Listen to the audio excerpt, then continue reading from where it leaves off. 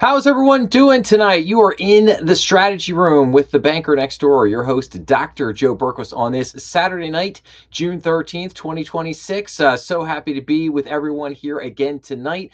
We've got a lot to cover. We got inflation news that came in. We've got some interest rate news. What are some of the central banks around the world, not just in the US, but around the world doing? We're going to have a lot of conversation tonight about AI. So we had the big IPO with SpaceX. Obviously, Elon, at least on paper, is a trillionaire now. It says, as insane as that is, just to say that. So I've got some fun articles from the Wall Street Journal. We're going to look at, try to gauge $1 trillion in wealth and what does that actually look like. So how much money does Elon Musk make per minute? I think you'll be shocked by some of these numbers and things that we're going to look at here. We're also going to talk about the AI price wars have broken out. And what does that mean? What does that mean for OpenAI and Anthropic? And then we're going to look at data centers. What's happening with data centers? The bill is coming due, so to speak.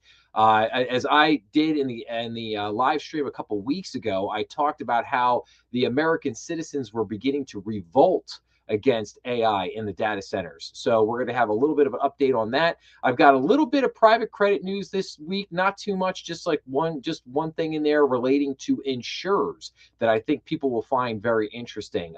At the end, heading toward the end of the night, got a trade article. We got the trade deal going on with Canada and Mexico. What could happen with that in the next couple of weeks? A couple auto-related articles. So a couple different things in there. Some prediction market updates. Some news there is that as well. But with that being said, I will kick us off as I usually do by. Oh wait, hang on here. Oh, here we go. Okay.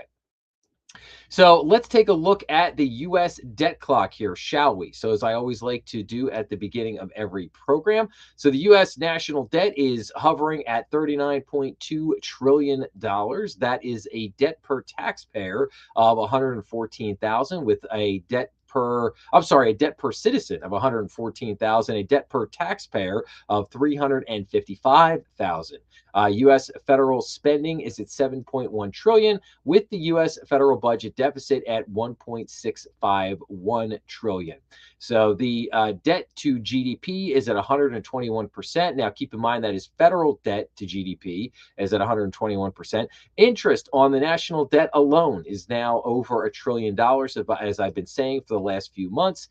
Credit card debt is currently at $1.374 trillion. That equates to a bill per holder of $8,340. I have a couple of credit card related articles that we'll get to toward the end of the night this evening. I think a couple of interesting viewpoints, if you will, on credit cards. Delinquency going up, but is that like really is the issue of people getting stressed out? In other words, there's too many people that can't afford their credit card bills, or is there something else going on there? You just keep that in mind. We'll get into that a little bit later. And then I just wanted to point out national defense spending still at $340 billion.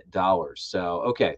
Let's jump in. Where are mortgage rates right now? So, according to rates from Zillow Lender Marketplace, fixed and adjustable rates are moving lower compared to yesterday. The current 30-year fixed rate fell by 1 basis point to 6.35%. The 15-year fixed rate fell by 7 basis points to 5.78%, and the 5/1 ARM fell by 6 basis points to 6.30%. Now, these rates are as of today.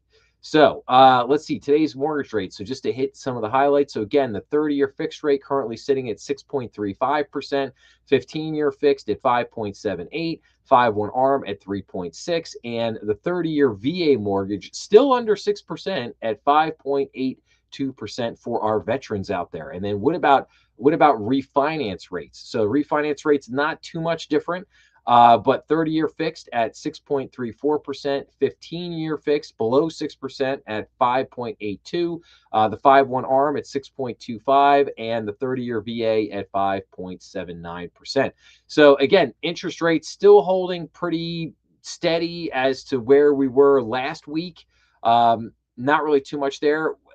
Could this change a little bit in the coming weeks? It might. It might. We'll talk about that here in just a few minutes. So, but I just wanted to give the update on where interest rates are at. Now, let's take a look at a couple of things here. So, market basically finished up for the week because of some pretty big news that we got, just yesterday, and further news that I'm going to share with you in just a minute on the Iran conflict.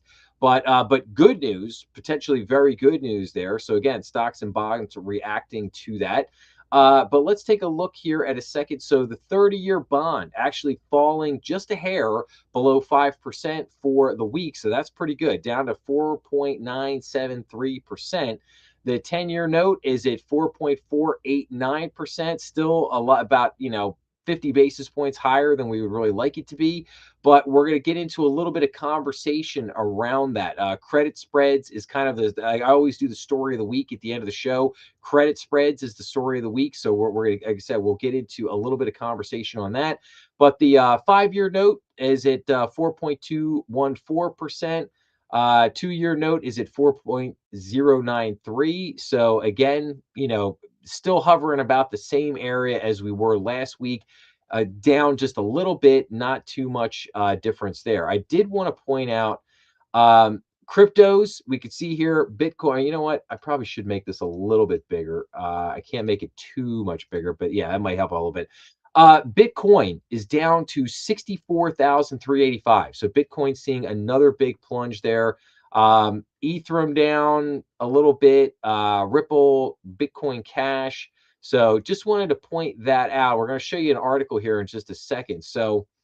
Um, so this is what I was talking about with some of the premiums, if you will, on the treasury yield. So the risk premium for holding stocks over bonds is vanishing. So the gap between the mark's earnings yield and the bond yield has narrowed, a measure that has at times predicted subpar stock returns. So this is just one of those interesting things to look like. If you're an investor, if you're doing some analysis on, hey, what should my stock bond portfolio, the difference there being, if you're doing a little bit of portfolio management, either for your business or for yourself personally, just one of these little things. Again, not it's like how do I want to describe this? It's basically like when the bond yield turns negative, things like that. Just little things that you look at that maybe not are perfect predictors, if you will, but definitely things that you should be paying attention to. So, but let's go down here for a second here. So, investors are piling into stocks at a feverish pace, but by one measure, equities look as unattractive as they did after the dot-com bubble burst. That metric is the equity risk premium, often defined as the gap between S&P 500's earning yield, the profit companies generate relative to stock valuations expressed as a percentage, and that of the 10-year Treasury note. In recent weeks, it has nearly disappeared and is hovering among its lowest levels since the start of the new millennia. So we can see from the chart here, again, going back to all the way back to 2000, 2001, you can see hovering around zero, basically, or break even, if you want to think about it like that. But then way up here, even through the Great Recession, 07, 08, 09, still had a decent spread there. Coming back here, obviously COVID, the pandemic with the spike here. But you can see here, basically ever since COVID, it has been steadily going down, down, down, down, down, where it flirted with a little bit here back in, looks like late 24. But then we kind of pop back up. But now we've been hanging around this baseline here basically for the better part of the last 2 years. So it's just an interesting thing to point out here. But to go back here for just a second. So in other words, a rough gauge of stocks' expected returns is now only slightly higher than what ultra safe government bonds will produce. Now, the primary culprit, it says here, is a global bond rout powered by inflation fears that has pushed treasury yields higher. The Iran conflict and the closure of the Strait of Hormuz has lifted the price of oil roughly 60% this year and drastically altered investors' expectations for interest rate cuts. Once considered a given in 2026, President Trump said this weekend that the U.S. and Iran were nearing a pact that would reopen the straight, though mediators said that progress towards a deal slowed on Monday. Well, I got some more news there. But again, I just like to, this is just one of those things I like to point out to keep an eye on. This basically the risk premium for holding stocks over bonds again is beginning to vanish a little bit. In other words, we should keep this in mind because this is what this is signaling for us is the future return. It's the future return of stocks. In other words, what the market is saying, what the bond market is saying is that, hey, you're better off just holding some bonds and some treasuries than you are basically putting money into stocks because stocks are not going to look that hot over the next couple of years. That's what this is signaling to you. And that's why you should pay attention to this. Okay. Let's keep going on here. So, gas prices wipe out more than a year of wage gains. So, adjusted for inflation, average hourly earnings fell back to January 2025 levels last month. So, this is what the price of increasing gas has given us. Basically, it is really putting a hurting on wage gains. You can see here from the chart, if we look in the upper right hand corner here, I mean, we could see here that we have really, last few months here, we have really taken a nosedive here and this is if inflation adjusted average hourly earnings. So surging gas prices have erased more than a year of Americans' wage gains. The hole got deeper in May when consumer prices rose 4.2%. We're going to talk about that in just a second. From a year ago, the Labor Department reported Wednesday that was significantly higher than the 3.4% gain in average hourly earnings registered in the May jobs report. That inflation adjusted gap, average hourly earnings falling 0.7% below their year earlier level, is the biggest since February of 2023. May marked the second month in a row that inflation topped year over year growth in earnings, hurt mainly by a surge in prices at fuel pumps after the US and Israel launched attacks on Iran at the end of February. Another factor, wage growth has been trending lower, making it harder for workers to keep up with higher prices. So, again, we look at this chart here. So the orange is the consumer price index, whereas the blue is the average hourly earnings here. So you can see, you got to go back to 22, 23 when inflation really popped after the COVID spending. And you can see here, obviously, prices growing very fast as inflation was up to 9%, at least as they told us. I think the real number was much higher than that. But then obviously this began to come back down. Wages began to grow a little bit faster. And, wages have held kind of steady in terms of the wage growth has been, kind of between that, 3.4 and maybe about 4.5 to 5% range. I mean, that's been the kind of the steady range over the last, probably 10, 11 years as far as wage growth. But again, you could see here just this dramatic shift here over the last few months as the CPI jumps up to 4.2%, whereas wage growth remains only at 3.4%. So again, we're this is now all starting to crop up now. Basically, the pain of the pump, and now we're seeing the inflation spike back up, and hourly earnings are not keeping up with this. So again, this is where the issues are really starting to pop here at the moment. So what is the other net effect of this? So we have gold, silver, and Bitcoin fall as traders up Fed rate hike bets, and we're gonna talk about that. Like I said, I've got a bunch of articles all leading together here, so just bear with me here for a second. So silver, gold, and Bitcoin fall as traders reassess the Federal Reserve's interest rate path. The Fed is still expected to keep rates on hold this week, but traders see a greater likelihood of a hike by October. It follows selling pressure on stocks on Friday after hotter than expected U.S. jobs data reinforced bets on a rate hike from the Fed. The Fed. Precious metals were among the assets firmly in negative territory on Wednesday as fears about inflation and the Federal Reserve's interest rate path weighed on investor sentiment. So again, gold had gotten as high as I think 52 or 5,300, now sitting here at 4218. Silver again had topped out. It hit, I think it went over $100 at one point in the last 6 months. I did cover this a few months back. But silver now back down to about $67 an ounce. And then Bitcoin. Obviously, Bitcoin had made a little bit of a return, coming back to about 75, 76,000. Has now dropped back to 64,398. So, but again, you're seeing all three of these items that had been surging in recent months. You're seeing this all fall back because they are expecting the Federal Reserve now to increase interest rates. That's what everybody is looking for, and that's why all this stuff is falling here. So now, this is the big news, and this is not quite breaking news because this was a little bit earlier this afternoon. But basically, Trump says that a peace deal will be signed Sunday. After Iran said it remains cautious on timing. So President Donald Trump posted on Truth Social that a deal to end the war with Iran will be signed on Sunday. He added that the Strait of Hormuz will be opened immediately after the signing. Iranian state media reported that the country remained cautious on the timing of the deal. Earlier on Saturday, Pakistani Prime Minister Shehbaz Sharif indicated a finalization of the deal in the next 24 hours with technical level talks next week. So again, this is great news. This is what we've been hoping for, and hopefully this sticks and continues on through, because this is what we're all hoping is going to end up happening here. This is going to like save the day here, right? But now let me go back for a second. Let's go back to commodities here for a second, because I just want to show you something.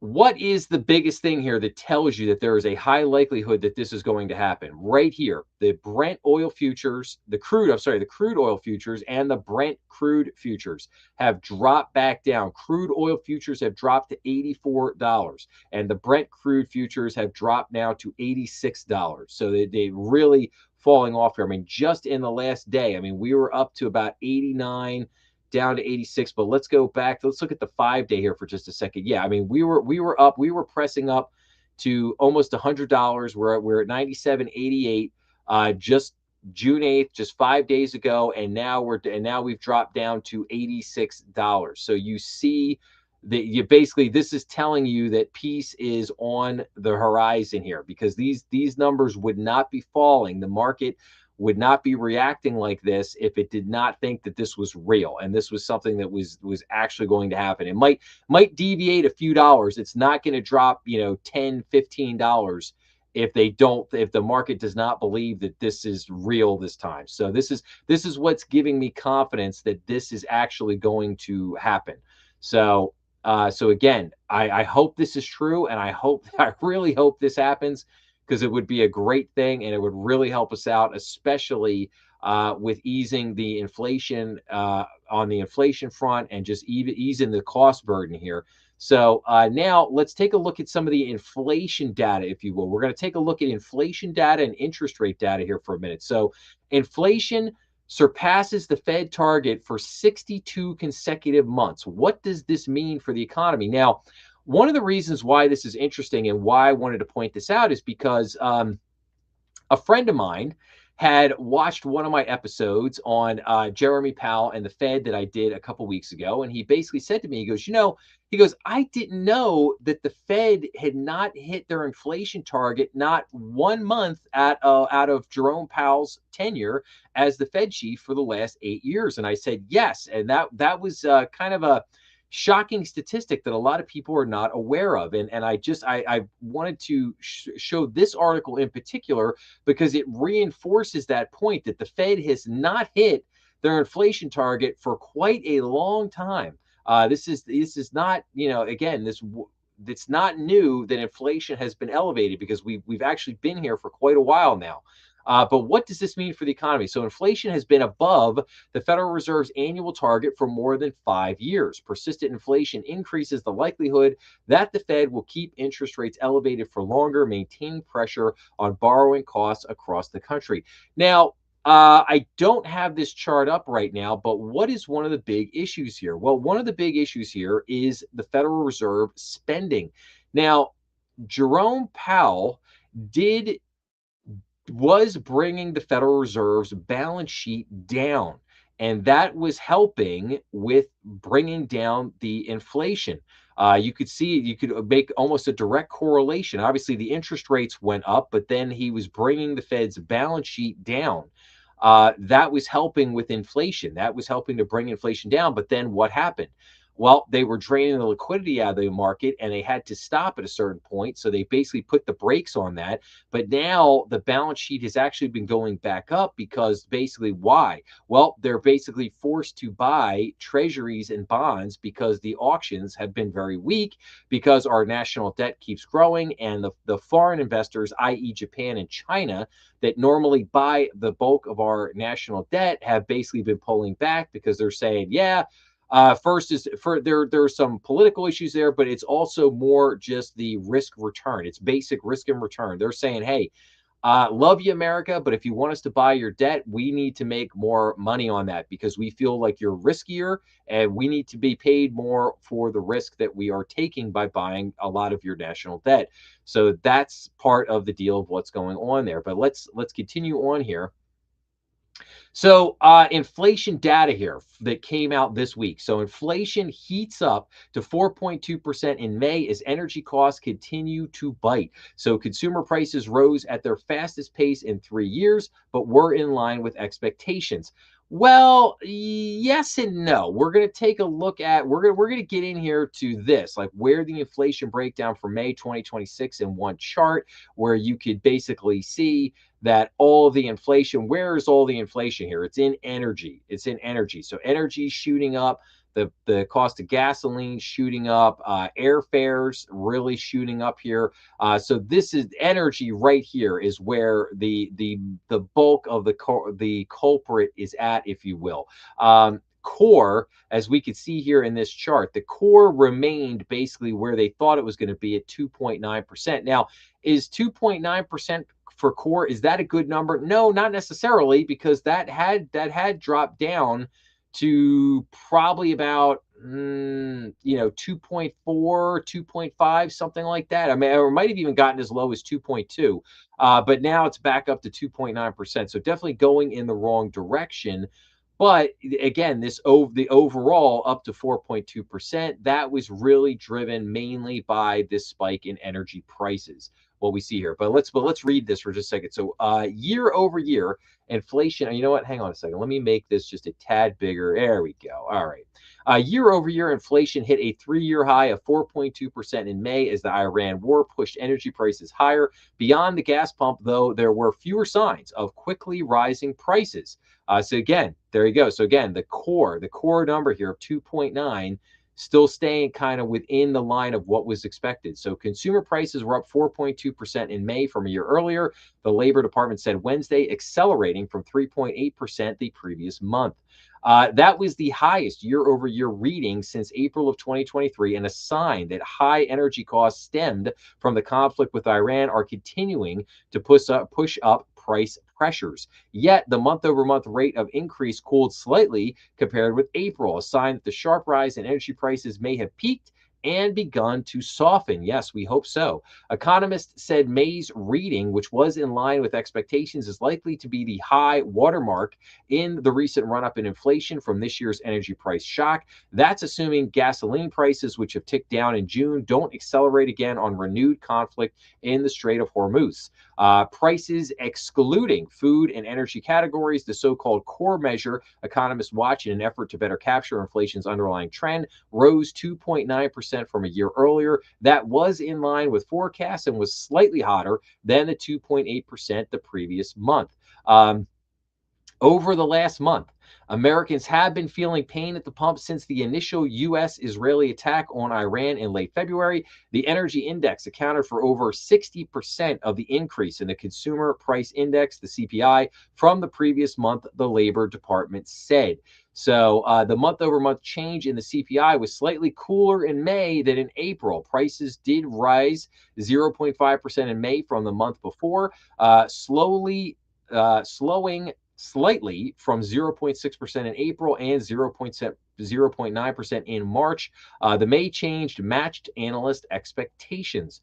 So again, this is energy, energy, energy, energy. So we got that here. So again, going back to the chart here of inflation, you can see all items for the 4.2% number. But I mean, again, we're still seeing some inflation here in food. Food at home is up 2.7%. Fruits and vegetables up 6.1%. Non-alcoholic beverages and materials up 5.8%. Food away from home, in other words, eating out, up 3.5%. With inflation, and then all items less food and energy up 2.9%. Your clothing, apparel is up 4.8%. Rent of primary residence up 2.9%. Um, Interestingly enough, used cars and trucks dropped just a tad, which was kind of interesting. Motor vehicle repairs, maintenance and repairs up 6.1%. Motor vehicle insurance up 6.1%. But then again, we see the airline fares up 26.7%. Not helping if you're flying anywhere in the next few months. Like I am. Not really helping too much at the moment. So all right, but then let's look at also. So now we looked at the CPI. Now, what about the PPI? So the wholesale prices rose 1.1% in May, more than expected, on a surge in energy. So the producer price index, the PPI, increased a seasonally adjusted 1.1% in May, putting the 12-month wholesale inflation rate at 6.5%, the highest since November of 2022. Excluding food and energy, the so-called core PPI accelerated 0.4%, compared with the consensus view of 0.5%, indicating that rising fuel prices are causing much of the inflationary burden. So again, the PPI, a measure of final demand costs, increased the seasonally adjusted 1.1% on the month, putting the 12-month wholesale inflation rate at 6.5%. The annual headline inflation rate was the highest since November of 2022. The monthly gain matched the April increase. However, excluding food and energy, the so-called core PPI accelerated 0.4%. Taking out food, energy, and trade services, the PPI accelerated 0.8%, the biggest 1 month move since March of 2022. On a 12-month basis, the core, excluding trade services, rose 5.1%, the most since October of 2022. Most of the acceleration in the PPI, nearly 80%, came from a 2.8% surge in final demand goods prices, the biggest increase ever in a data series going back to December of 2009. In turn, 80% of that rise came from a 10.7% jump in energy. Gasoline prices rose 23.4% at the wholesale level, the BLS said. Another significant contributor on the services side came from portfolio management fees, which increased 4.8% during the strong May for the stock market. So again, what are our takeaways here? Well, CPI and PPI both up significantly, not great. But what we're finding out here is that the major bulk of the increase was due to energy related costs, primarily gasoline costs. Again, no shocker here, but this is what is driving it right now. So what is the thought here? Well, the thought here is that these prices can come back down quickly if and again, I'm just going back here. So again, if I gotta make this a little smaller here. So again, if the oil futures, if these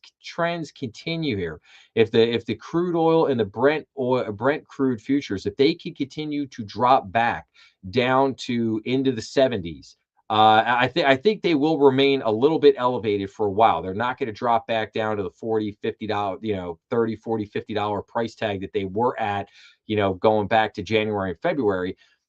But I think that they will begin to come back down, and that will really help the inflation numbers. That will really help the Fed with their inflation numbers, and as they continue to struggle. Like I said here, 5 years without hitting the inflation target. It's actually been longer than that. It's probably been more like 8 years.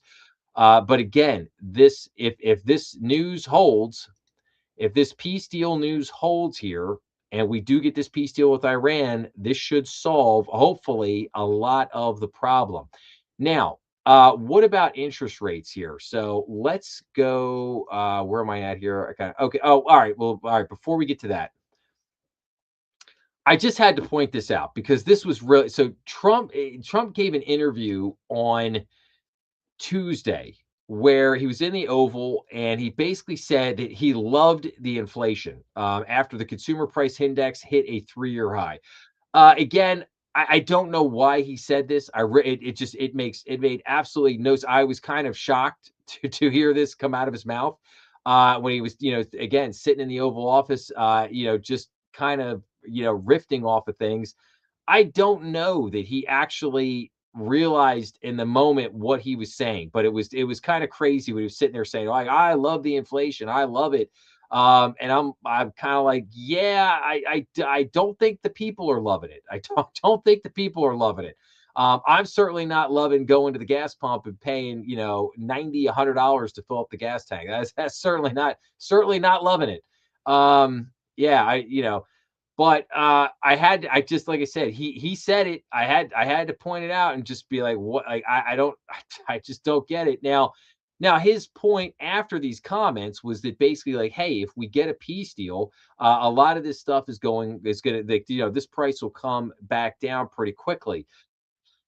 Yeah, yes, and no. Like I said, I do think that, yes, the inflation numbers will, I think, come back in line fairly quickly within probably, 3 months, 4 months, but it's not going to happen overnight. Like, it'll take a few more months before this comes back down into a normal range where we get to see, like, okay, well, where are things really at, and then basically begin to figure out where we go from there. And this is where, we kind of get into the interest rate discussion here. So I want to show two articles here. The first one: the European Central Bank, the ECB, becomes the first major central bank to raise rates since inflation resurgence. So, the closure of the Strait of Hormuz has dramatically altered the past for central banks around the world.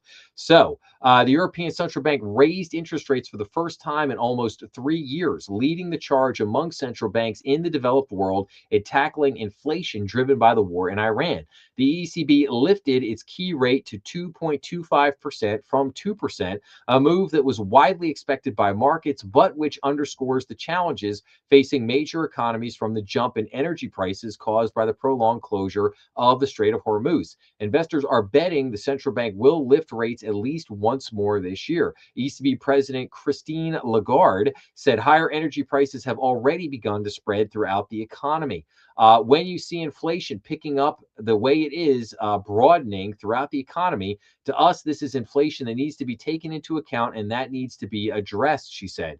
The decision makes the ECB the first major central bank to tighten monetary policy in response to the jump in energy prices. The Federal Reserve is expected to hold rates steady next week in its first meeting under Chairman Kevin Warsh, who is caught between President Trump's desire for low rates and rising inflation pressures. The Bank of England is also expected to leave rates unchanged next week. So, and then we have one more here. Turkey's central bank holds rates amid elevated energy prices. So the bank held its benchmark 1 week repo rate at 37%. So Turkey's central bank held interest rates for a third straight meeting, stressing the competing concerns of high energy prices due to the conflict in the Middle East and weak domestic demand. The bank held its benchmark 1 week repo rate at 37%, it said Thursday. The bank last cut its key rate in January. The rate decision came after the bank in May sharply raised its inflation targets. It now aims for inflation to be at 24% at the end of the year from 16% before the war. The price growth at 15% and 9% for 2027 and 2028 from 9% and 8% respectively. So again, Turkey dealing with some big time inflation over there. But they elected to hold the rate steady. Now, here's the interesting part, right? So, does raising interest rates do anything when you're facing um a shock, like an energy shock, right?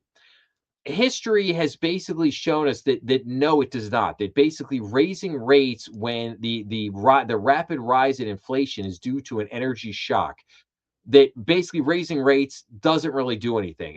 Matter of fact, it may only serve to further hurt the economy while it's basically trying to deal with things. And now, and hopefully, Because I think what you really have to do here is, again, if the piece gets done and that gets worked out, hopefully it will.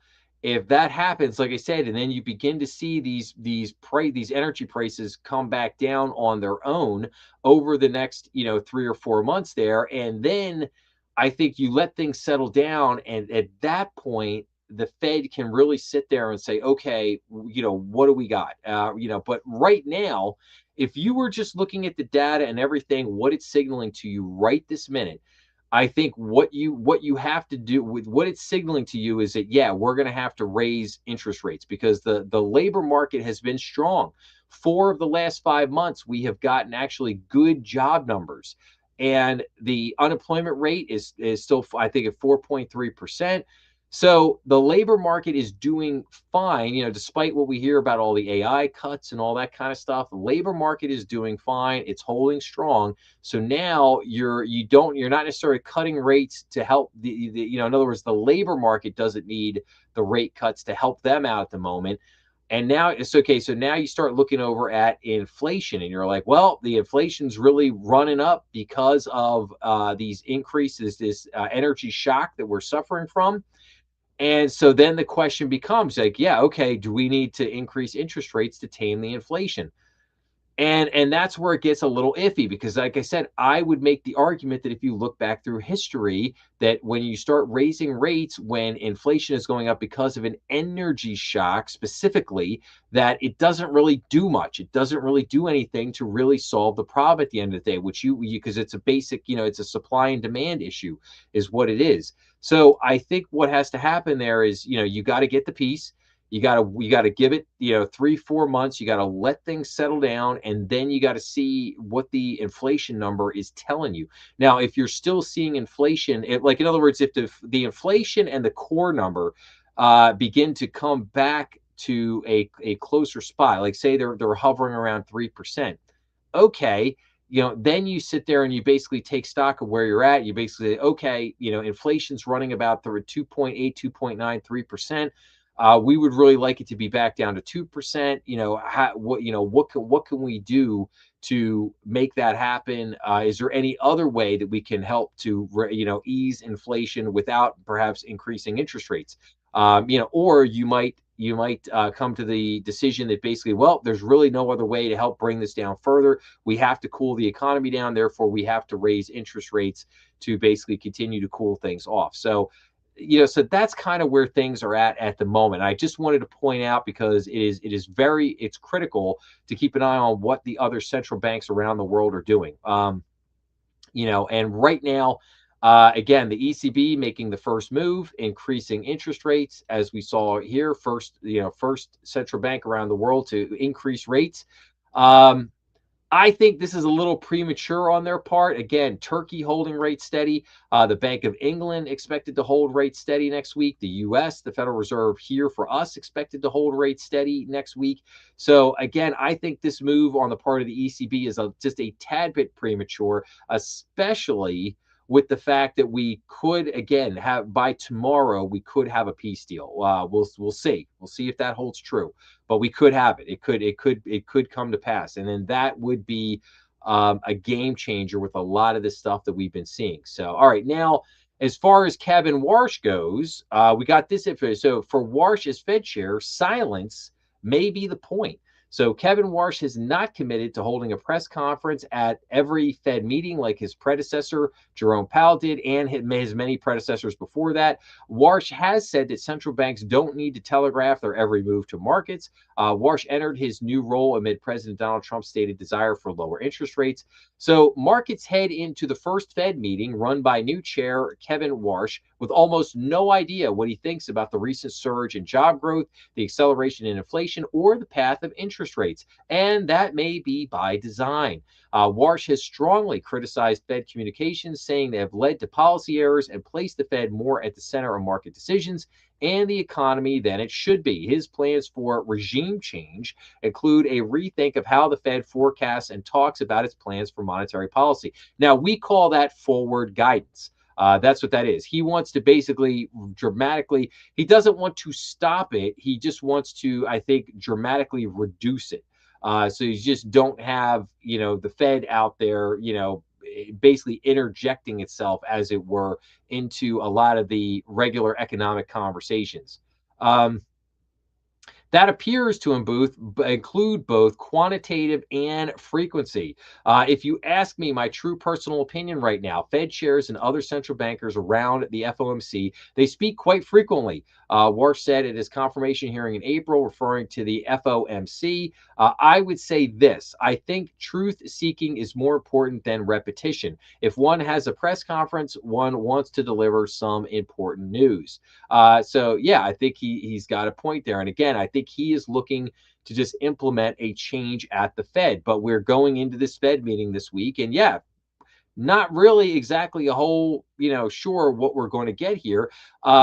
Again, my guess is that the Federal Reserve is just going to hold rates steady. They're not really going to do anything too crazy as we go into this meeting, and we're going to see where things go. I mean, my guess is the Fed has basically already decided that they're basically not going to do anything for the rest of the summer. I don't think they. I think they do have a meeting maybe in July, but I do not believe there's no meeting in August, and then they'll come back in September. So my guess is they've probably already decided that they're not going to do anything. They're just going to sit tight for the next 3 months. They're going to wait to see what happens, and then they'll come back after the summer in September, and they'll basically say, okay, where is everything at? And let's look at everything and try to figure out what the best course of action is from here. That's kind of my guess, but we'll see if that comes to pass here. So um, all right, so that's basically where we're at with this. So again, Federal Reserve meeting coming up this week. We'll keep an eye on that. Next weekend, I'll do the whole report on the Fed's meeting and what happens with interest rates. But like I said, I think we already kind of know what's going to happen, which is not much of anything, and which is good for the moment. Let them kind of sit tight at the moment. And but like I said, I just wanted to point out the inflation picture, what was going on with other central banks around the world as far as their decisioning on interest rates. And, just pointing out that, basically the consumer is starting to take this on the chin a little bit. There's no doubt about that. And I think that if this peace deal again comes in, it'll be great. And it will, like I said, it will help to ease a lot of these issues. So, all right, now let me switch gears. We're going to talk about, we're going to have a whole AI conversation here. I hope everybody gets snuggled in here. Because we're only going to talk for about the next 5 hours about it. No, I'm not going to do that. I'm not going to do that to you. Well, I won't promise I won't do that to you.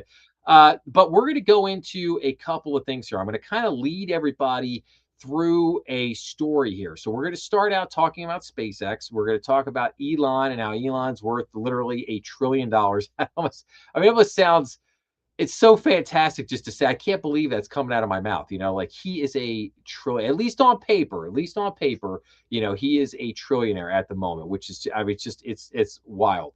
But then we're going to talk about AI. We're going to talk about the pricing war that just broke out in AI. And what does that really mean? Is this whole AI, is this bubble? I don't think there is any doubt that we are in a massive AI bubble right now. And I think there is a very good chance that this bubble could burst and blow up in a very big way. I think this price war could be the beginning of the unraveling of this whole thing. And then we're going to get into a little bit of a conversation on data centers. So we'll kick it off here. So let's talk about SpaceX for a minute here. So from 10% chance of success to $2 trillion market cap, SpaceX's historic IPO. So SpaceX closed Friday with a market cap above $2 trillion after Elon Musk said earlier in the day he originally gave the company less than a 10% chance to succeed. More than 500 million shares changed hands, and the debut left Alphabet with a stake in SpaceX worth close to $100 billion. This was not a deal that was priced based on market forces, said Lloyd Grief, CEO of investment bank Grief and Company. So, shortly before the opening of NASDAQ trading on Friday, Elon Musk stepped in front of a cheerful crowd at SpaceX's company town in Texas. His rocket maker was about to hit the public market at a valuation of around $2 trillion, instantly becoming the sixth most valuable U.S. company. Musk, weeks shy of his 55th birthday, told staffers that in the early days of the company, he gave it less than 10% chance of succeeding. If people had told me this was going to happen, I was like, man, you must be smoking some really good, you know what, said Musk, who founded SpaceX in 2002 and has grown it to 22,000 full time employees because I think this company is going to fail. Musk is now the world's first trillionaire after his company pulled off the largest IPO on record, raising $75 billion, an amount roughly triple the size of the next biggest U.S. offering, which was Alibaba's in 2014. There are 10 U.S. companies worth at least $1 trillion. Musk runs two of them. So, and I want to be clear here because I think there was a lot of confusion here yesterday because I heard a lot of people say, I had people around me talking about it. I saw people on social media talking about it. This IPO, SpaceX raised $75 billion. They did not raise trillions. I think people were like, "Oh my gosh, they raised $2 trillion." Like, like, no, no, no, no, no, no, no. They have a valuation. They have the market is valuing the company at $2 trillion. So you don't confuse the money they actually raised versus a market valuation. So the market valuation is 2 trillion, but the actual money, the actual cash they raised was $75 billion. So they got 75 billion in the raise. Now, I also want people to understand that SpaceX, they only sold about 5% of their stock.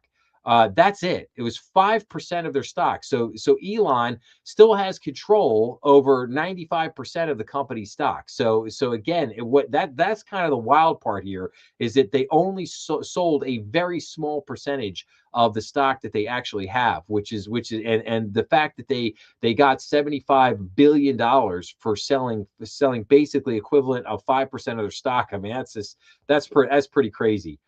Um, but and again here, yeah, I think that again, you do have to kind of marvel at the fact that this company was started in 2002. And remember, um, Barack Obama had basically pulled the plug on the what we know as what's called the Space Coast down there by Kennedy Space Center in Florida.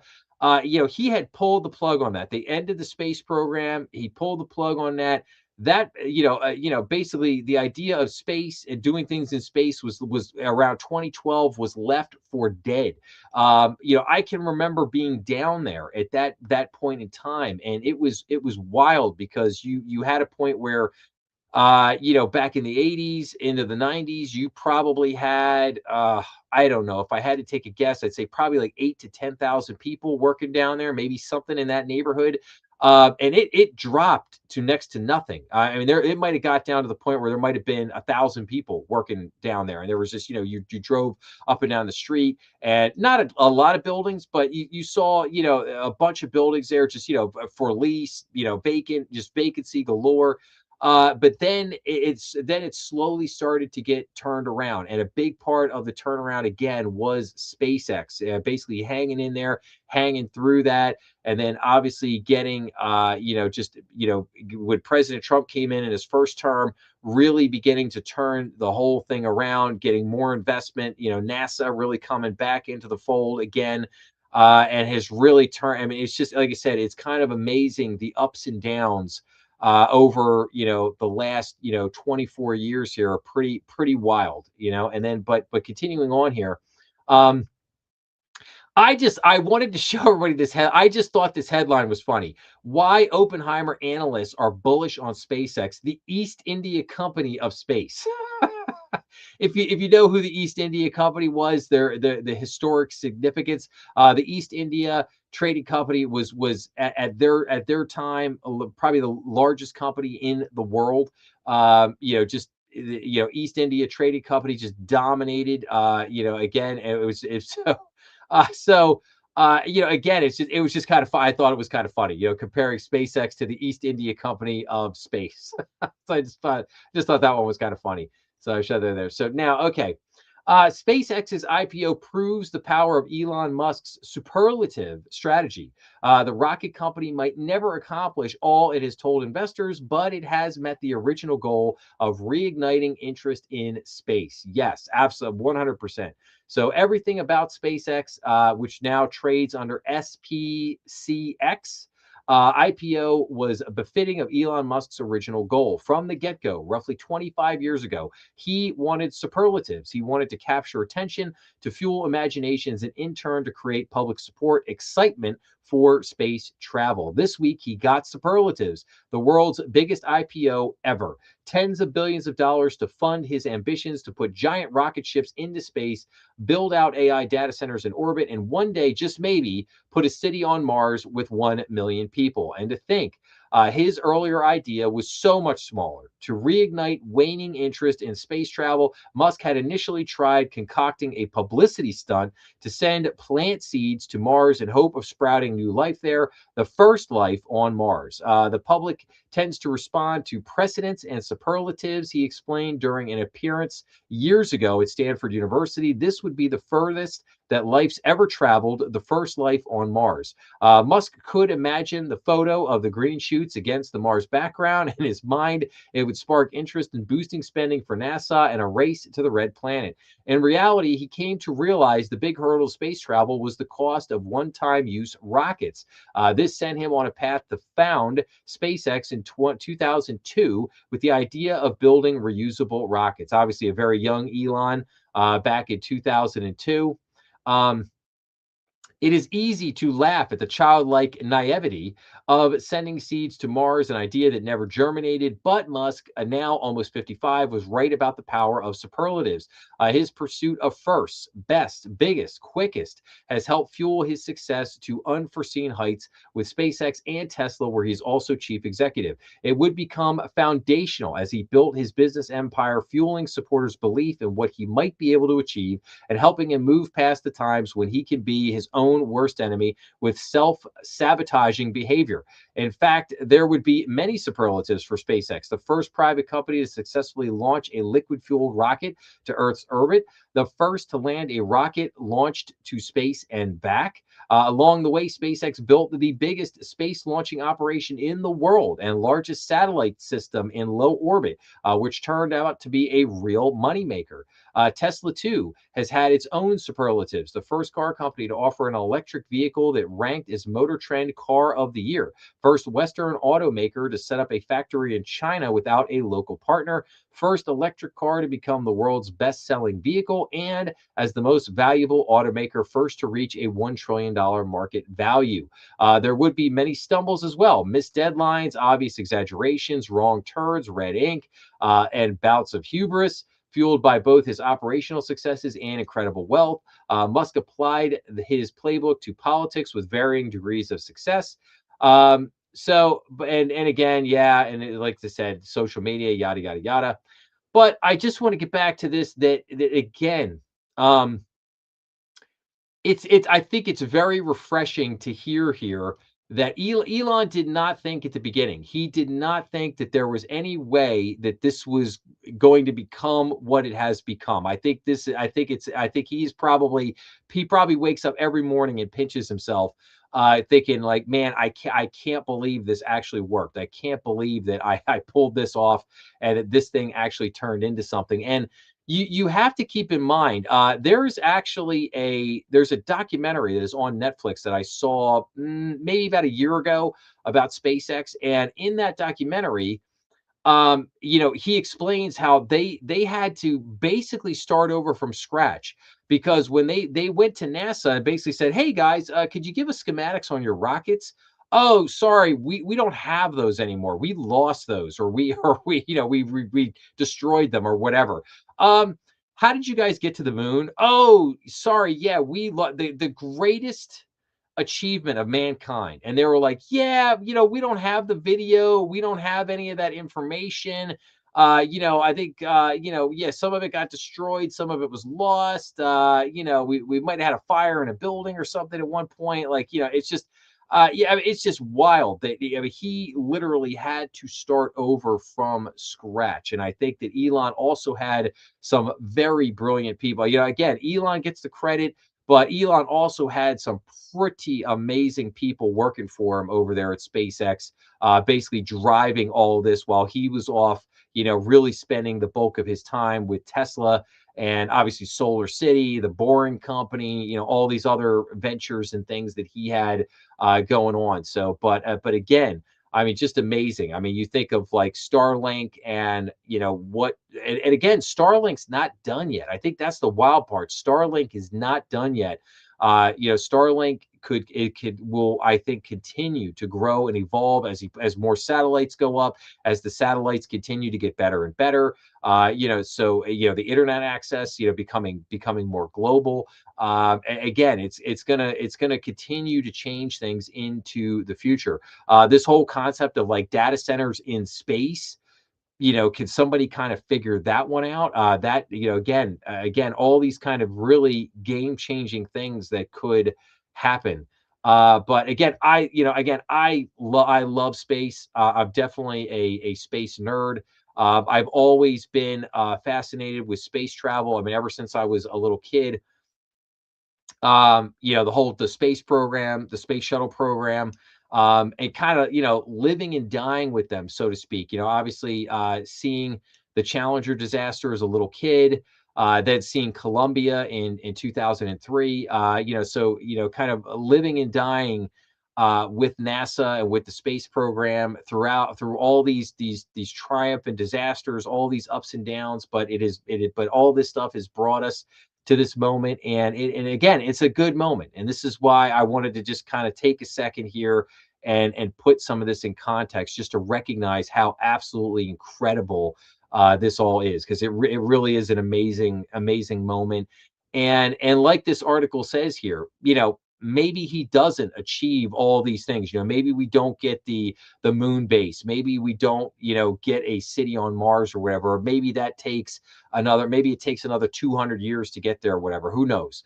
But he has achieved what he wanted to do, and that was that he wanted to get us back in the space race. He wanted to get us back in front as the global leader. He wanted to reignite people's imagination and love affair with space travel and with the galaxy and all this kind of stuff, and he did it. He achieved all of that, which is, again, pretty phenomenal. So now, as SpaceX has now successfully had their IPO, now OpenAI, they filed, albeit a little quiet this week, but they filed to go public in a test of investor appetite for top AI startups. The ChatGPT maker confidentially filed for an offering, but it said it may be a while before it goes public. And yeah, yes, there's a big reason for that we're going to talk about in just a minute with these AI price wars that have just broken out.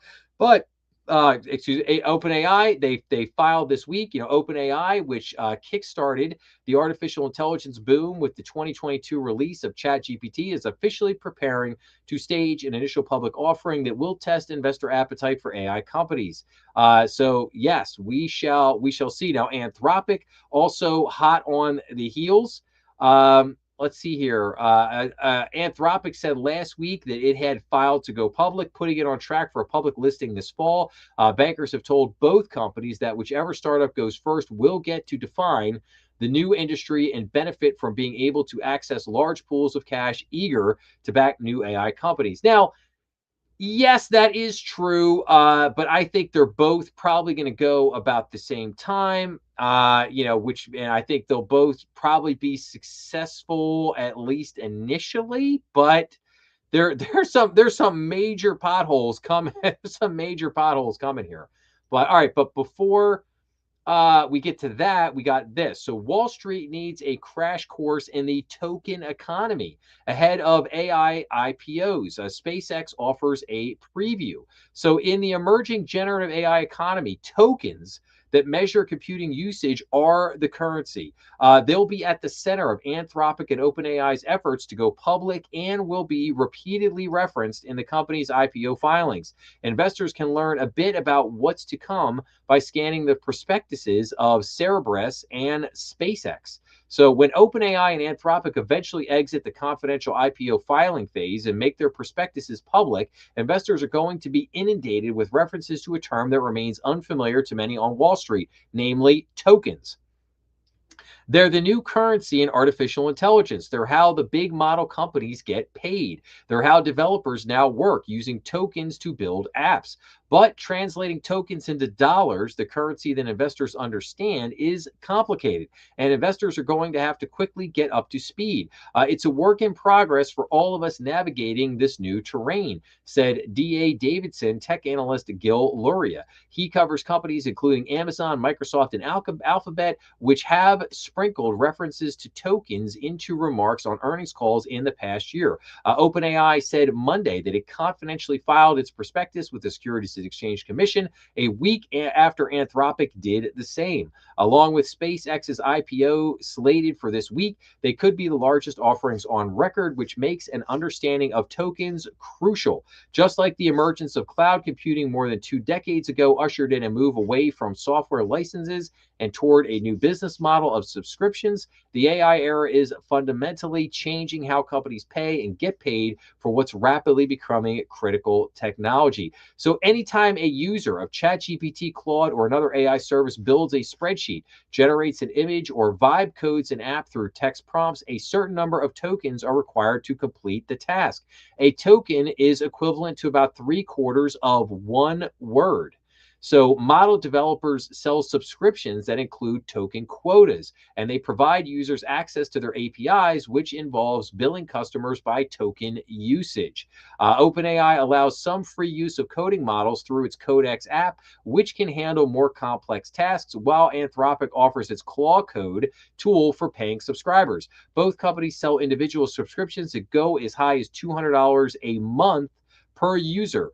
When people blow through their token allotment, they can pay more for additional tokens. OpenAI and Anthropic list model prices on their websites. For its most powerful model, GPT 5.5, OpenAI charges $5 for 1 million tokens of input, which is a user's inquiry, and $30 for a 1 million tokens of output, or the model's response. Anthropic's pricing is similar for its Claude Opus 4.8 model, though it charges $25 for 1 million tokens of output. It's a complex equation for the uninitiated. Fortunately for Wall Street veterans who wish to grasp the new digital economy, chip maker Cerebras and rocket operator SpaceX, owner of XAI, published extensive commentary on tokens in their recent initial public offerings. Cerebras's prospectus mentioned tokens 23 times, and there are 62 references in SpaceX's filing, including in the glossary. In defining the term, SpaceX said a token refers to the basic units of text or images processed and generated by an AI model used to measure AI. So again, I know might be a little boring or whatever. People are sitting there going, "Oh, why do we want to hear all of this?" This is critical. It is critical to understand this. Not again, you don't have to understand every little thing here, but you have to understand at least the concept of tokens and this tokenization, if you will, of how these AI companies, how do they charge? Like, how do they charge for the use of the AI? And it's through the use of these tokens. And the problem here for a lot of companies, and we're going to see this in just a minute, is that they spent money to buy these tokens and they gave it to their employees to use, and they didn't really pay attention to how much the employees were using. And in the case of like Uber, they blew through their entire budget, their yearly annual budget. They blew through it in 3 months because they just basically gave the AI to all the employees and said, "Hey, we want you to run wild with this, run wild with it, use it, use it." And they didn't understand perhaps how much they were using it. And so And so the cost here has become quite substantial for this use of AI. And the problem is that companies are blowing through their budgets, and the AI is not yet delivering on the promises, and thus you begin to see the major issue. So, all right, now let's go to all right, let's talk a little bit about Elon's wealth here for a minute. Well, like I said, we'll come back to this, the AI price wars in just a second. But let's get in. So Elon Musk becomes the world's first trillionaire as SpaceX begins trading on the Nasdaq. SpaceX opened at $150 per share in its Nasdaq debut. Elon Musk's stake in the company is worth more than $766 billion. Combined with his Tesla holdings, Musk's net worth from both companies as of Friday is roughly $1.05 trillion. Musk's coronation as the first person in history to be worth $1 trillion is likely to add fuel to the debate over wealth inequality and the rise in power of America's richest tech founders. Yes, you best believe that. Best believe that. But and then we go to this. So I thought this was a very interesting article that the Wall Street Journal did here. Let me make this a little bit bigger for everybody. So $3.6 million an hour and other ways to measure Elon Musk's fortune. So millions of houses, thousands of jets, every NFL and NBA team. Imagine the things a trillionaire could buy. So the initial public offering for SpaceX could make Elon Musk the first trillionaire. Just how wealthy is the tech founder? His fortune now stands at roughly, again, like I said, over $1 trillion. Accumulating that amount over his career averages out to $992 a second. A second. Musk's wealth includes $538 billion for his pre-IPO stake in SpaceX, $167 billion for his stake in Tesla, and another $150 billion or so for stock options in those companies he could exercise just about at any time. Then there is $5 billion apiece for the Boring Company, which drills tunnels, and Neuralink, the brain implant firm he founded, the $104 billion in property, aircraft, and other investments and assets, as estimated by Altrata, a wealth intelligence firm. How Musk compares with other tech founders. So obviously you got Jeff Bezos here at $276 billion, Larry Ellison at $243 billion, and Mark Zuckerberg at $219 billion. And then you just got Musk as this insane outlier. He has made about 3.6 million an hour over 31 years. Musk is 54 years old and co-founded the first of his many U.S. tech and engineering-oriented companies in 1995 at 31 years ago to amass basically this trillion-dollar fortune. So some other ways to look at this. For $59,492 a minute. 3.6 million an hour, 85.7 million a day, 602 million a week, 2.6 billion a month, 31.3 billion a year. I mean, those numbers are just, I mean, it's just staggering, absolutely staggering, amazing. An American household earning the median U.S. income, which is about $83,730 in 2024, would have to work more than 11 million years to make his wealth. To be sure, the success of Tesla and SpaceX also has made billions of dollars for investors who bet on Musk and made millionaires of employees who got shares in the businesses. Ingrid, if I'm saying his last name right, Robinis, a philosopher and economist, has written that the wealth of the world's richest has soared so much it is nearly incomprehensible for lay people to grasp.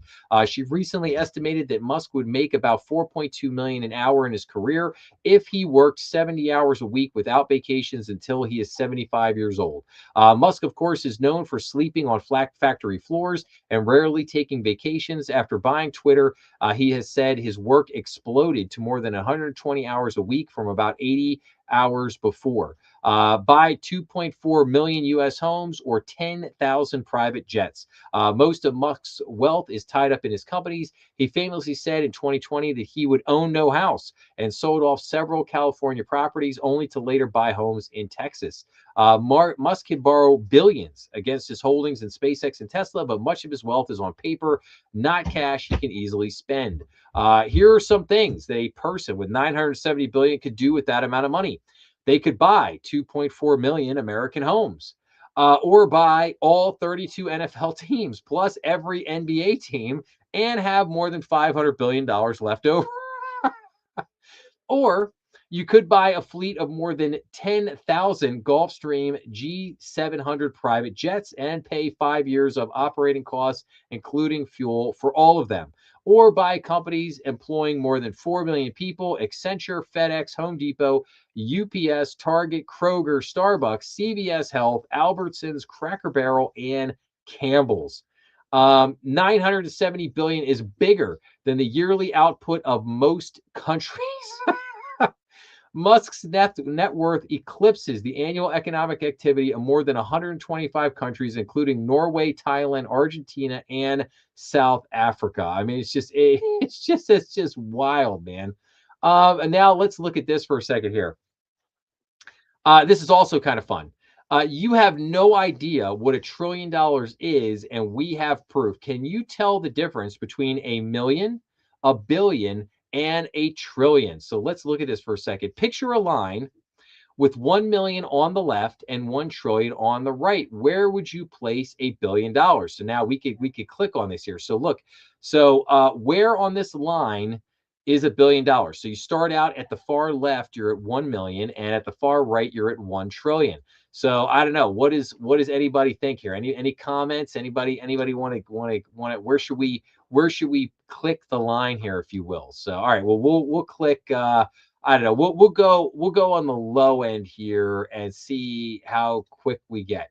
So your guess. So let's just submit the guess. Look at that. The actual where on the line is 1 billion. So your guess, my guess right here, was 11% between 1 million and 1 trillion. The correct answer is 0.1%. So my guess here, I thought I was being conservative by going on the low end here. The actual, this is $1 billion right here. So 1 million to a billion. This is 1 million to a billion, and then 1 billion to a trillion is this. I mean, it's just wow. 1 billion is all the way on the left, crunched up against 1 million and nowhere close to $1 trillion. But research shows that many people follow their intuition and treat the numbers as evenly spaced, placing a billion roughly halfway between a million and a trillion. As it turns out, 1 trillion is such a large number and so far beyond the human imagination that we can't wrap our minds around it. A trillion is 1,000 times more than a billion. But let's be honest, I could have told you it was 1,000,000 times more, and you probably would have believed me. Not long ago, the word trillionaire only appeared in the Wall Street Journal as hyperbole.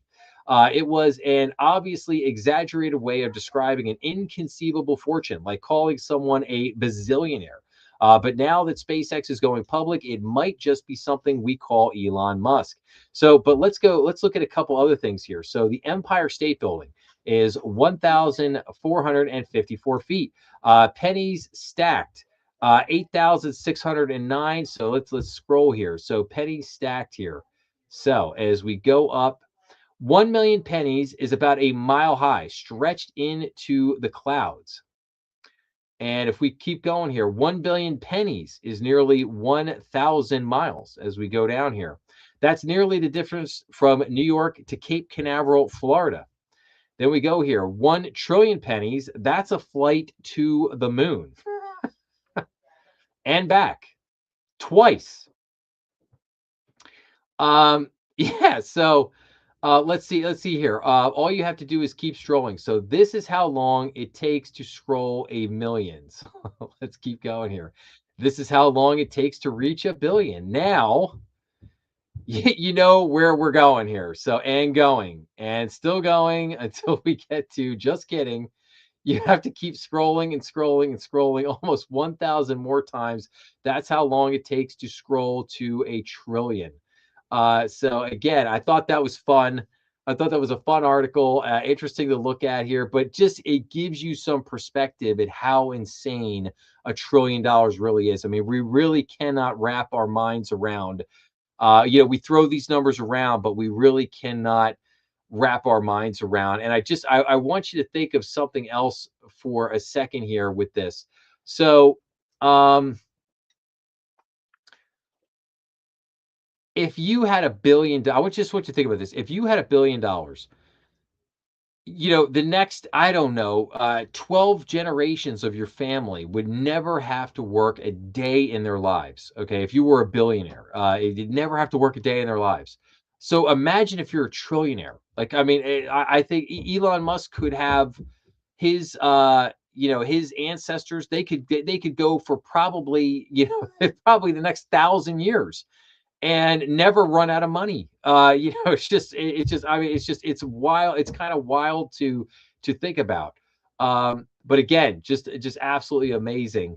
Elon Musk again becoming the world's first trillionaire here. Now, again, that's on paper, but it is at least a reality for the moment. So, all right, now, all right, let's continue on here with our AI conversation here. So we got some news here this week. So Anthropic releases the new Mythos class model to the general public with guardrails. Queries about dangerous topics such as cybersecurity or bioweapons will be steered to older Opus models. So Anthropic is releasing Claude Fable 5, a next generation AI model based on Mythos, to the general public with safety guardrails. Okay, that's how the week started. I wanted to point this out because that's how the week started. This is how the week ended.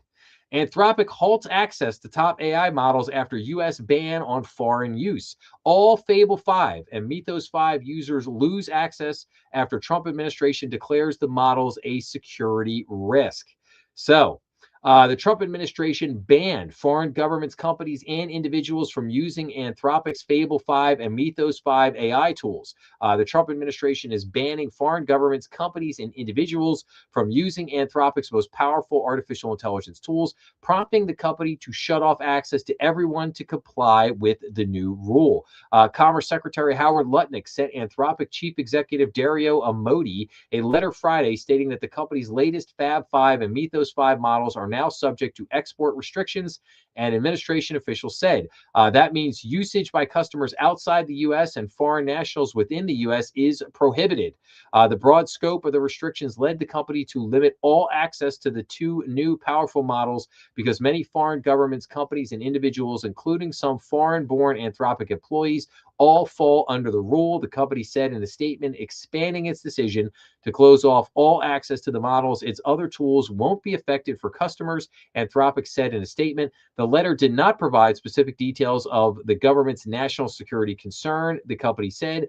The move is one of the most powerful examples yet of U.S. government intervention in the AI race. Anthropic and its competitors are racing to roll out new tools to customers ahead of highly anticipated initial public offerings and slowdowns, and regulatory barriers can cost the company billions of dollars. So, yes, and now again, I think this is a good thing. I think this is what needed to happen. I have been a critic for a while now, basically saying that the Trump administration, their whole thing was that, hey, we need to just let the tech bros run wild. We need to let them run wild with AI. And now, as it has become apparent that this is just a little bit bigger of a problem than perhaps they thought it was going to be, and this has come to pass a lot faster, I should say, than perhaps a lot of people realized. And so a few weeks ago, I basically started saying, hey, government needs to do something here. They need to rein this in. And I've said flat out, like, I don't care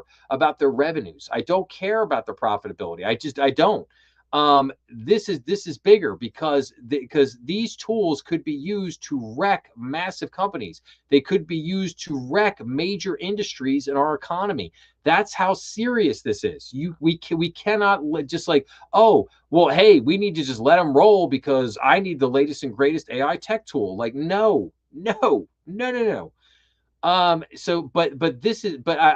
was happy to at least see that some brakes are being applied here a little bit. Now, where does this go from here? Now, at the same time, that the government was basically finally putting some brakes on some of this stuff. We have this breaking out this week. So the AI price war is here, piling pressure on OpenAI and Anthropic. So startups and tech giants alike are mixing and matching AI models to avoid the premium prices charged by the industry leaders. So the AI price war has begun. Big companies and startups chafing at rapidly escalating artificial intelligence costs are increasingly turning to tools that tap into cheaper AI models, including some from China. That's raising pressure on industry leaders OpenAI and Anthropic to lower their prices, a prospect that could hurt their ability to grow into profitable enterprises. Yeah, you bet your butt they is. The new cost-saving tools help businesses save on AI costs by dynamically switching among a mixture of third-party AI models and in-house AI systems built using freely available open-source models. The ecosystem allows autonomous AI systems or agents to use cheap models, including those made by Chinese companies like Alibaba and DeepSeek, for many functions. The agents only tap the most capable versions of OpenAI, ChatGPT, and Anthropic's Claude for more complex tasks. That can reduce costs for some AI assisted work by as much as 95%, according to executives using the tools. Once we find something that is working well and engineers love, we find ways to make it cost effective, say Dan Robinson, founder of Detail, a startup that identifies bugs. There's really an embarrassment of riches right now coming out of the open source labs. Robinson shifted 90% of Detail's workload from Claude and Google's Gemini to custom models and GLM, a family of models developed in China. The shift to cheaper models appears to have played a role in a recent decline in a widely followed index that tracks AI spending. Citadel Security said in a report this week, even the most powerful technologies must pass through the prosaic discipline of cost curves, capacity constraints, and marginal returns, the report said. OpenAI is considering drastic cuts to its prices. It charges AI users ahead of similar cuts the company expects at Anthropic. So, yes, and speaking of that, we go right into this. OpenAI considers drastic price cuts, anticipating war for users with Anthropic. The company might lower prices for tokens, the central unit for gauging AI cost, through the discussion, though the discussions are still in flux. So again, this is why I got into the whole conversation on tokens. So OpenAI is considering drastically lowering the prices it charges users as it seeks to win customers from its rival Anthropic. The company is weighing significant cuts to what it charges for tokens, the unit of measurement artificial intelligence firms use to bill for their products, according to people familiar with the matter. The move would be in anticipation of similar cuts the company expects at Anthropic. The people said business executives have begun to balk at the high prices for AI usage. OpenAI chief Sam Altman said at a recent event that costs have become a huge issue. I think we'll have a lot of ways we can help people get more value for less spend. Drastic price cuts could potentially erode the profit margins of both companies, which already lose billions of dollars because of the enormous cost for computing resources needed for AI systems to process queries and carry out tasks. Now, this is really comical because it says in here the drastic price cuts could potentially erode the profit margins. Yeah, they don't have any profit margins. They're losing. They do nothing but lose billions of dollars. They don't have any profit margins. You need to be able to generate a profit in order to have a profit margin. They don't generate profits. There's no profit there with these guys. So that's the one thing there. So but again. Will this dramatically hurt them in terms of their ability to at least potentially show a profit or potentially show that they're on the path to profitability, which probably is the more realistic thing, a path to profitability. Again, this is going to hurt, and then we go to Meta. Meta's subscription push exposes its weak hand in AI. Charging users is the latest idea to expand beyond ads, a pickle Meta isn't likely to get out of soon. So charging users for subscriptions is Meta Platform's latest bid to build a business outside advertising. The company badly needs it to work, but its chances don't look great. Expanding non-ad revenue wasn't an especially urgent problem until recently. Before the artificial intelligence boom, Meta could use profits from its vibrant advertising business to try other things, from video conferencing devices to the so-called metaverse to smart glasses. If the returns didn't measure up to the investment, there was always more ad revenue to be had. Last year, 97.6% of Meta's revenue came from advertising, a measure of how little progress it has made in growing beyond its core business in the more than 2 decades since its founding. Google, a company of similar vintage, that was also built on ads, had more non-ad revenue a decade ago than Meta had last year. So again, ad company, Meta's source of revenue. And it's kind of funny because that really is what Meta is. They really are an ad company. It's kind of funny. They have literally become kind of like the newspaper of the 21st century here. It's kind of interesting. Um, but again, this article just goes on to say that basically, like, yeah, they're going to try to sell these subscription services. How is that really going to go over? Again, people are, here's the funny thing about subscription services, and I've said this before. I think the consumer is really subscription serviced out. I mean, we have subscription services coming out the wazoo, between streaming and Amazon Prime and cable and cell phones and all this other stuff. We have subscriptions out the wazoo. And again, I think that one of the things that we are going to begin to see over the next few years is this idea of subscription fatigue. Everything being a subscription and everything being that way. I think a lot of people out there are going to say, like, man, like, I'm literally spending $1,000, $2,000 a month on all these, dozens of subscriptions, and it never ends, and it never ends. I do think that this concept of subscription fatigue will become a real thing in the years ahead, if it's not already become a thing later. So, all right, now the AI bill is coming due for businesses, and some are seeing sticker shock. Yes, absolutely. So Uber burned its entire 2026 AI budget in a single quarter. Let me make this a little bit bigger here. 59% of firms struggle to quantify AI benefits despite spending, doubling spending. 95% of AI pilot programs failed to generate measurable impact. I have to, for the effect here, let me read those things again. Uber burned its entire 2026 AI budget in a single quarter.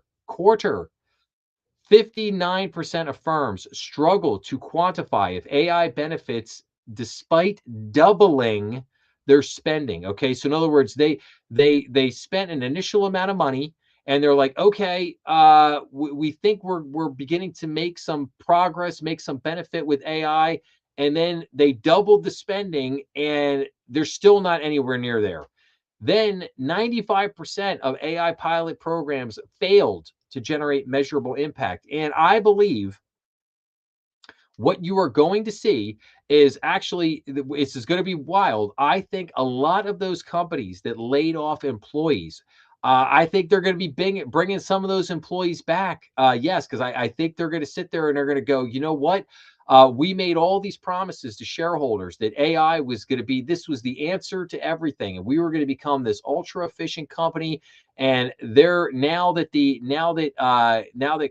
Claude, and now that ChatGPT, now that these companies want to become profitable, they have jacked up their costs. The costs have gone through the roof, because they figured that they could get everybody addicted to AI and get them dependent on AI, and that they would basically just have to fork over the money. That is not so. But anyway, let's go in here for it. So high profile firms are feeling the sting of rapidly increasing spending on artificial intelligence, and that has meant a public reckoning with the growing costs of deploying AI tools. Uber CEO Dario, if I'm saying this last name right, Rajshahi, told journalist Patrick O'Shaughnessy in an interview recently that his company burned its entire AI budget for 2026 in a single quarter.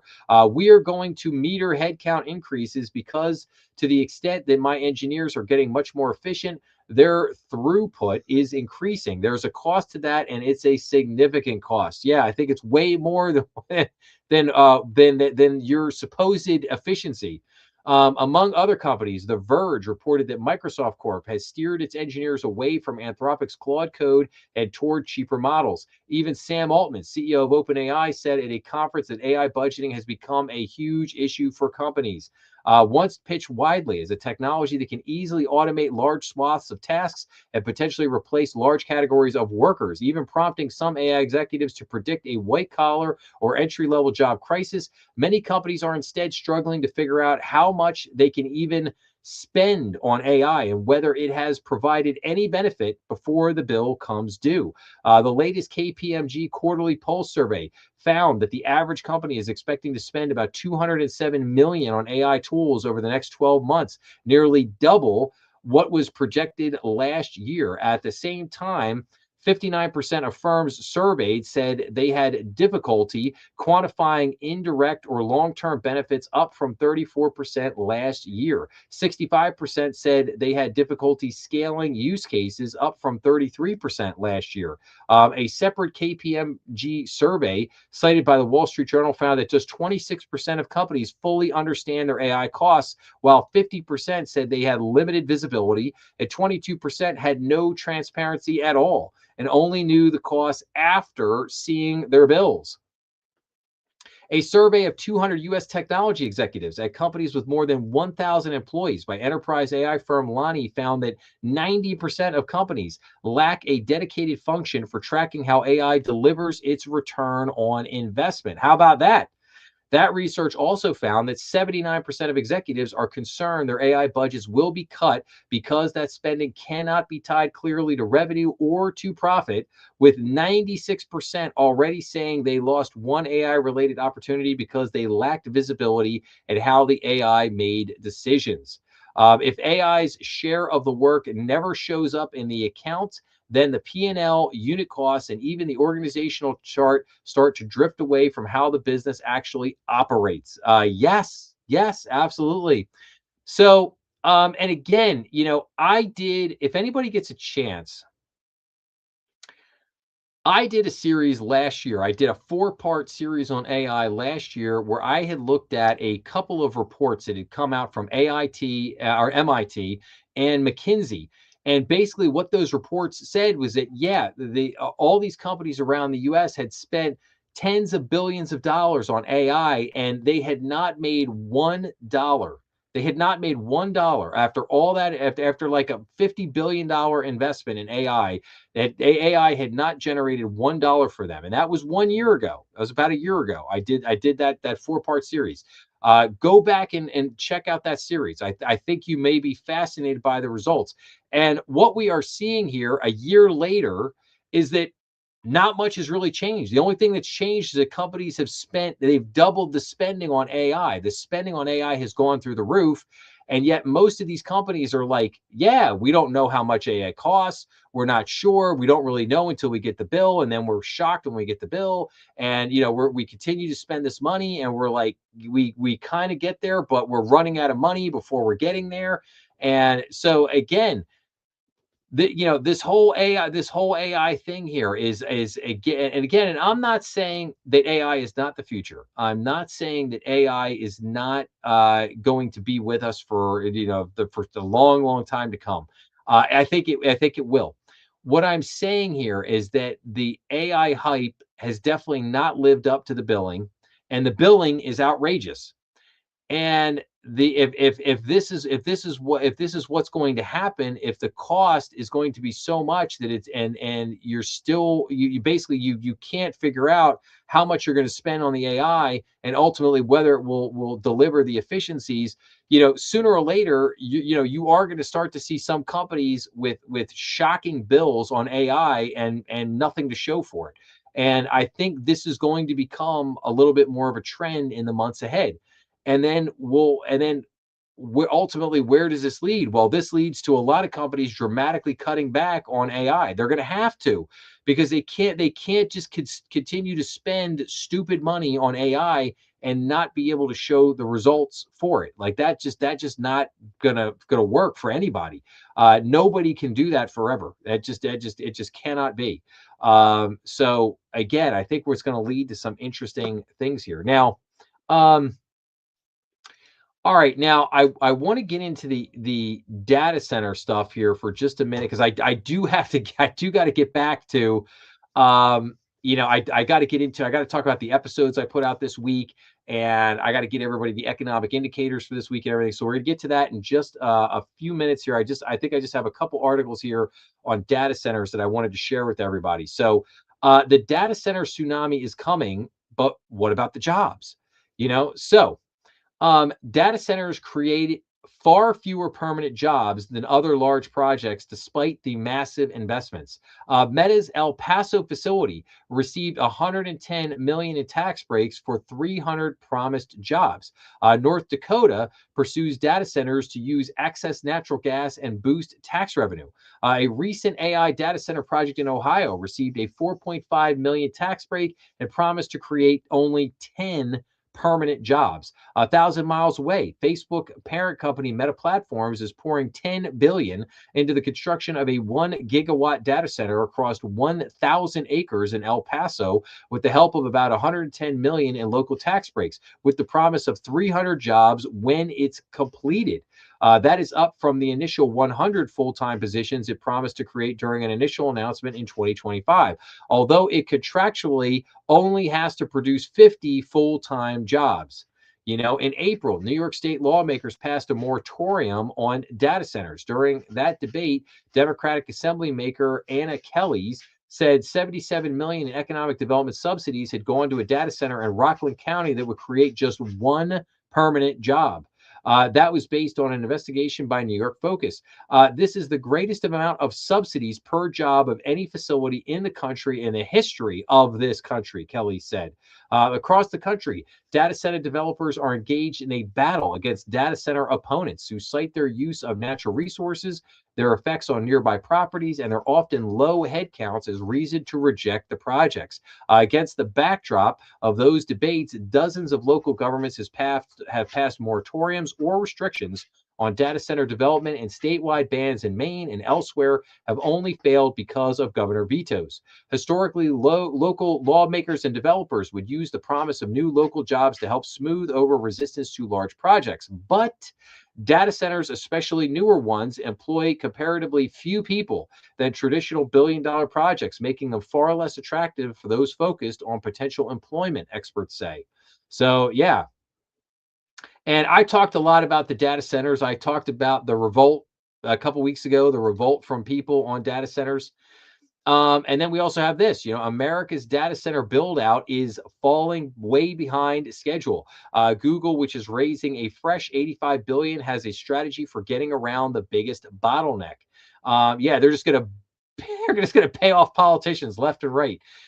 Tech companies are earmarking unprecedented sums of money to finance the build out of massive data centers, with a planned 85 billion equity raised by Alphabet being the latest example. But even as the piles of capital secured have grown ever larger, the ability to deploy it in the artificial intelligence race has become less certain. Supply chain backlogs, permitting fights, and availability of power supplies are among the issues that have caused the construction of data centers to fall behind targeted timelines, with the gap growing wider in recent months. A JP Morgan analysis last month found that more than 60% of data center capacity planned for completion in 2027 isn't yet under construction, and another 7% is delayed.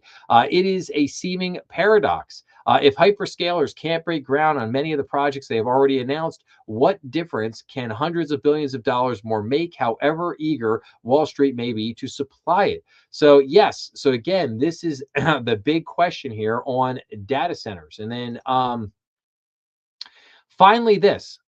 And this was from Local. I actually got this from Local here with me. So, PJM's crisis: how data centers are rewriting the rules of the American power grid. Now, you might ask yourself, who is PJM? I would say that PJM is one of the most important companies that you have never heard of. PGM, what they basically do is they manage the flow of energy for about 13 states. I mean, basically the majority of the East Coast. All the energy on the East Coast is managed by PJM. And there are approximately six other companies in the United States that do what PJM does. So these six or seven companies, they manage the flow, they manage the distribution of energy all around the country. But PJM is the largest of these companies, and of course, their control of flow of energy on the East Coast is obviously of major importance. But let's go down here.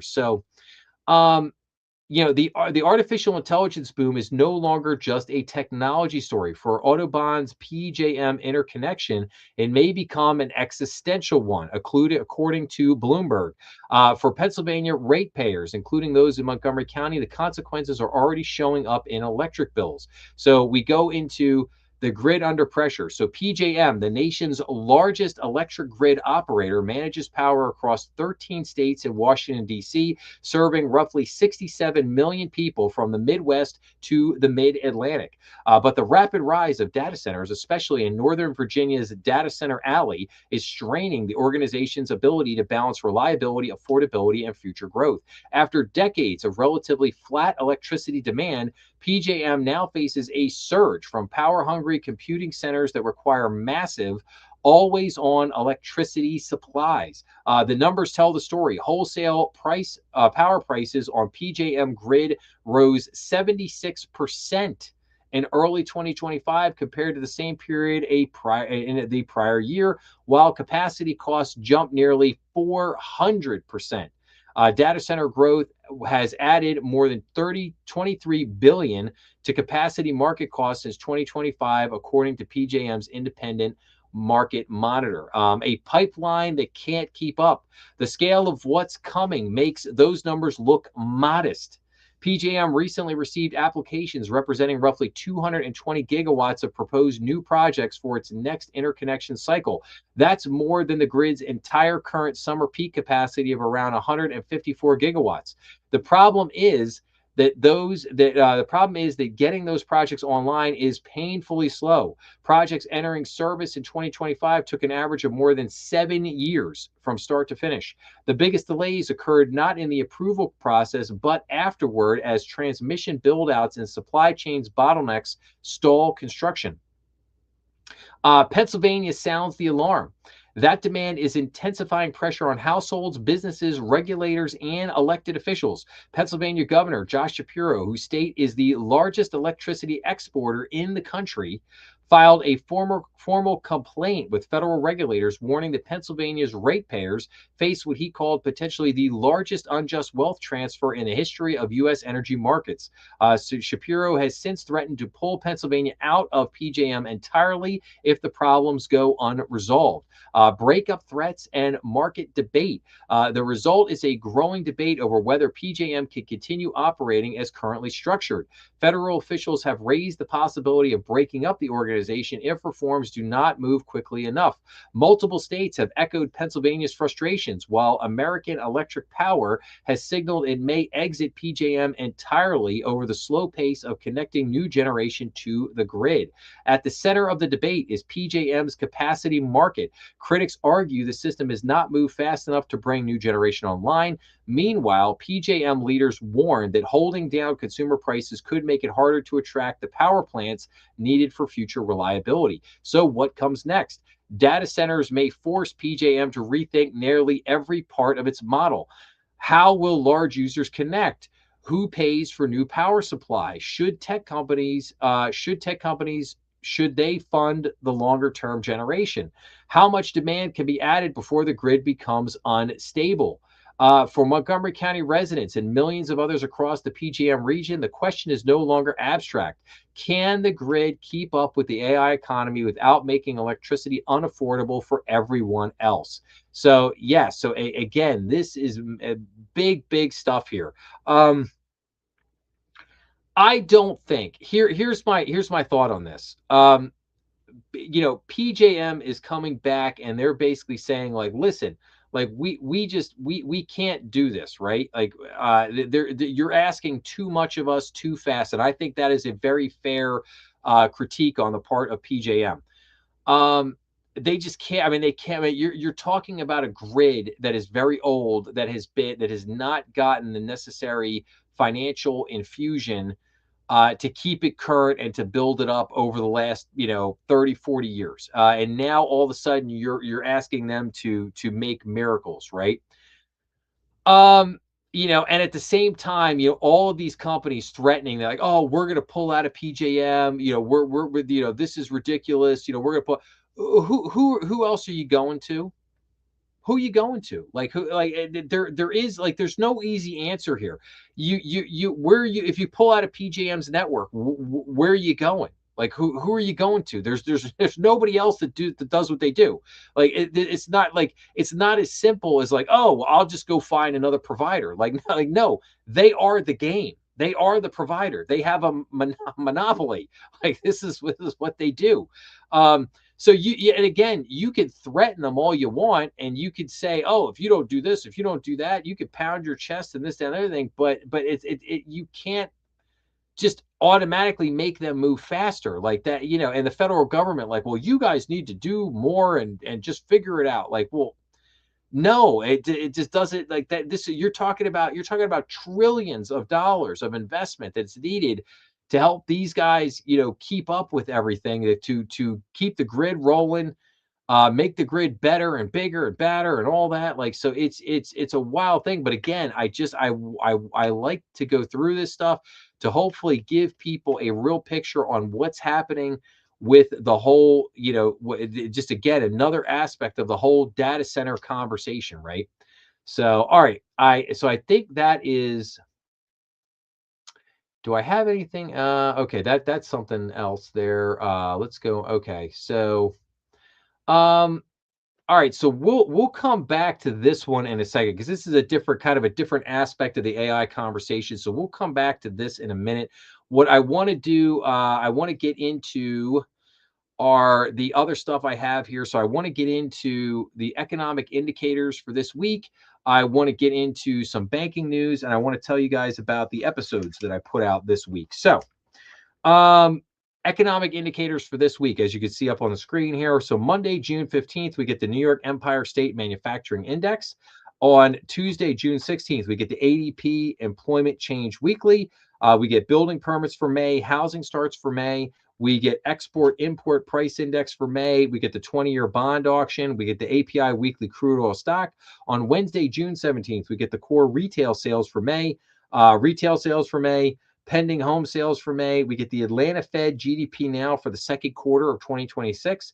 We get the Fed interest rate decision at 2 p.m. And then on Thursday, June 28, we get initial jobless claims. We get continuing jobless claims, Philadelphia Fed Manufacturing Index, and then the Philly Fed employment numbers for June, and the U.S. leading index for May. So yeah, a lot of financial data coming out this week. We got housing information. I will be keeping a look at that 20-year bond auction. We're really curious to see how that's going to go. And then obviously we got the big Fed decision coming in on Wednesday. So there is that. So now some banking news, if you will, for the week. FDIC issues their quarter one state profiles. Consumer credit increases in April. The New York Fed survey, short-term inflation expectations actually dip. So there's that. Wholesale inventories were up in April. Existing home sales increased in May. Small business optimism falls in May. Mortgage applications increased. So mortgage applications for new home purchases increased a seasonally adjusted 10.8% for the week ending June 5th. Consumer prices rise. Brian Johnson was nominated for the CFPB director. So President Donald Trump nominated Brian Johnson of Ohio to be director of the Consumer Financial Protection Bureau for a 5-year term. So there you go. Producer prices jumped 1.1% in May. We talked about that earlier.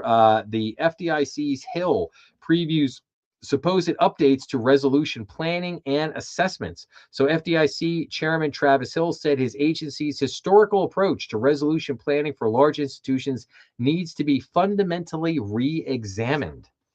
Federal agencies issue advisories on immigration status. So the Financial Crimes Enforcement Network, Prudential Banking Regulators, and the Consumer Financial Protection Bureau released advisories responding to Donald Trump's recent executive order on financial services policies related to immigration. So the FinCEN advisory issued jointly with the FDIC and the OCC asked financial institutions to report suspicious activity connected to the unlawful employment of immigrants in the country illegally. So yes, so I'm sure there will be more to come on that. ICBA opposes Payward's National Trust Bank charter application. ICBA said it strongly opposes Payward Inc.'s application for a National Trust Bank charter for its subsidiary Payward National Trust Company because the application fails to satisfy the statutory and regulatory requirements for a national bank charter under the National Bank Act. FedNow cross-border proposal needs safeguards. ICBA said it does not object to proposed amendments to Regulation J and supports its objectives, but recommended changes to safeguard against fraud. So, okay, there. I'm sure there'll be more to come on that. ICBA urges grassroots support of community bank regulatory relief efforts. So ICBA is asking community bankers to urge their senators to support the community bank regulatory relief provisions in the House-passed 21st Century Road to Housing Act. So, okay, we got that. ICBA to regulators. AML CFT rules must be tailored. ICBA told federal regulators that proposed rules to reform anti-money laundering and countering the financing of terrorism program requirements must be workable, risk-based, and appropriately tailored for community banks. ICBA says stablecoin issuers should follow strong AML CFT rules. So ICBA said it strongly supports an illicit finance framework for permitted payment stablecoin issuers or PPSIs that is no weaker than the framework applicable to community banks. ICBA and others further capping interchange fees would hurt consumers.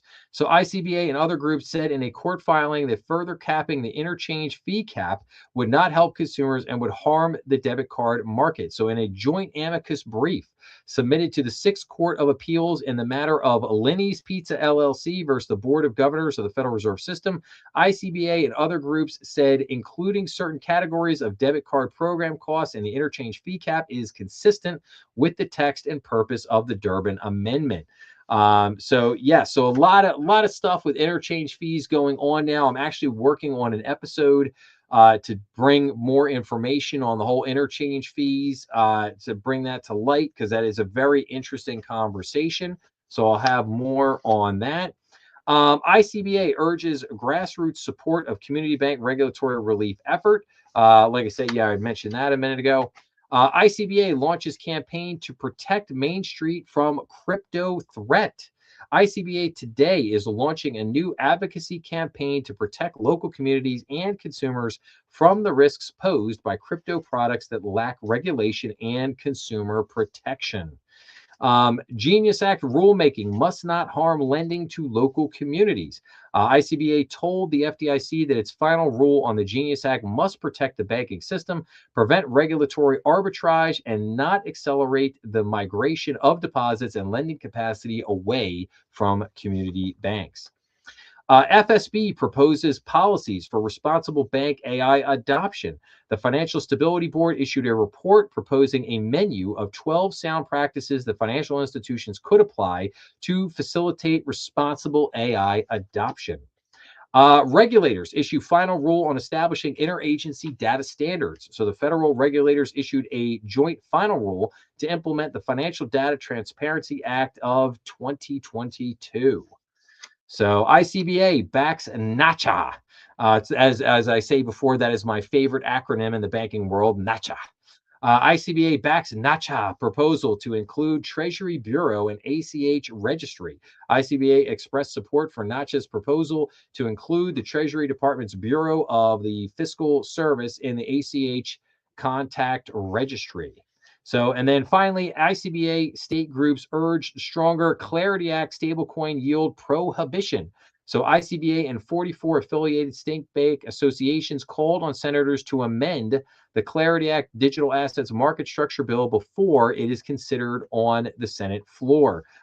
Yes, so we will obviously continue. I will continue to keep everyone up to date with any type of Clarity Act or Genius Act news and let people know what is happening with that, as I'm sure there are going to continue to be more developments in the weeks and months ahead. So, okay, now let me click over. I want to go through very quickly the episodes that I put out this week.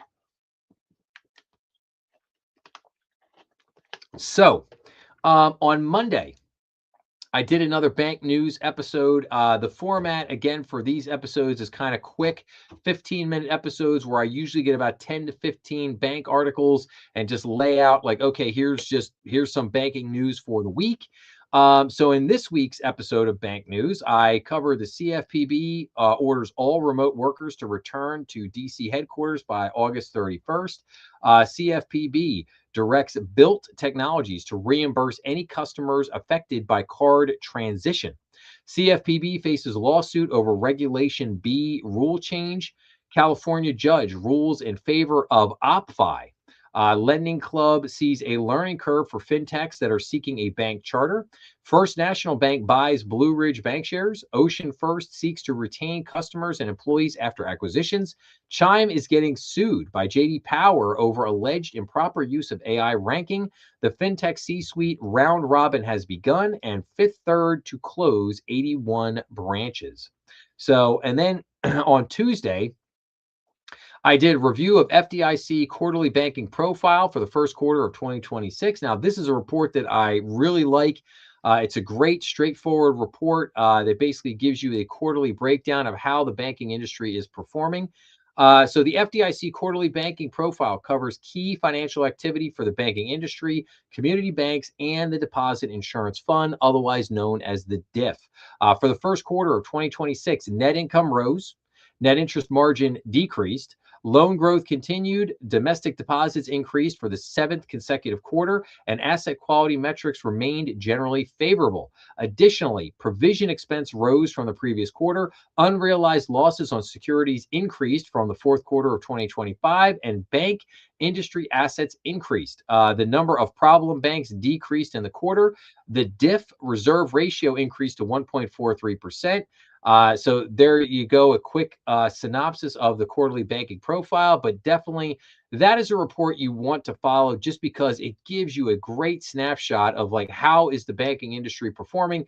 And like I said, it breaks it down kind of like all banks to community banks, and then lets you know how the Deposit Insurance Fund is performing. So, and then on Wednesday, I covered a story of a gentleman named Andrew Left, who was recently convicted of securities fraud.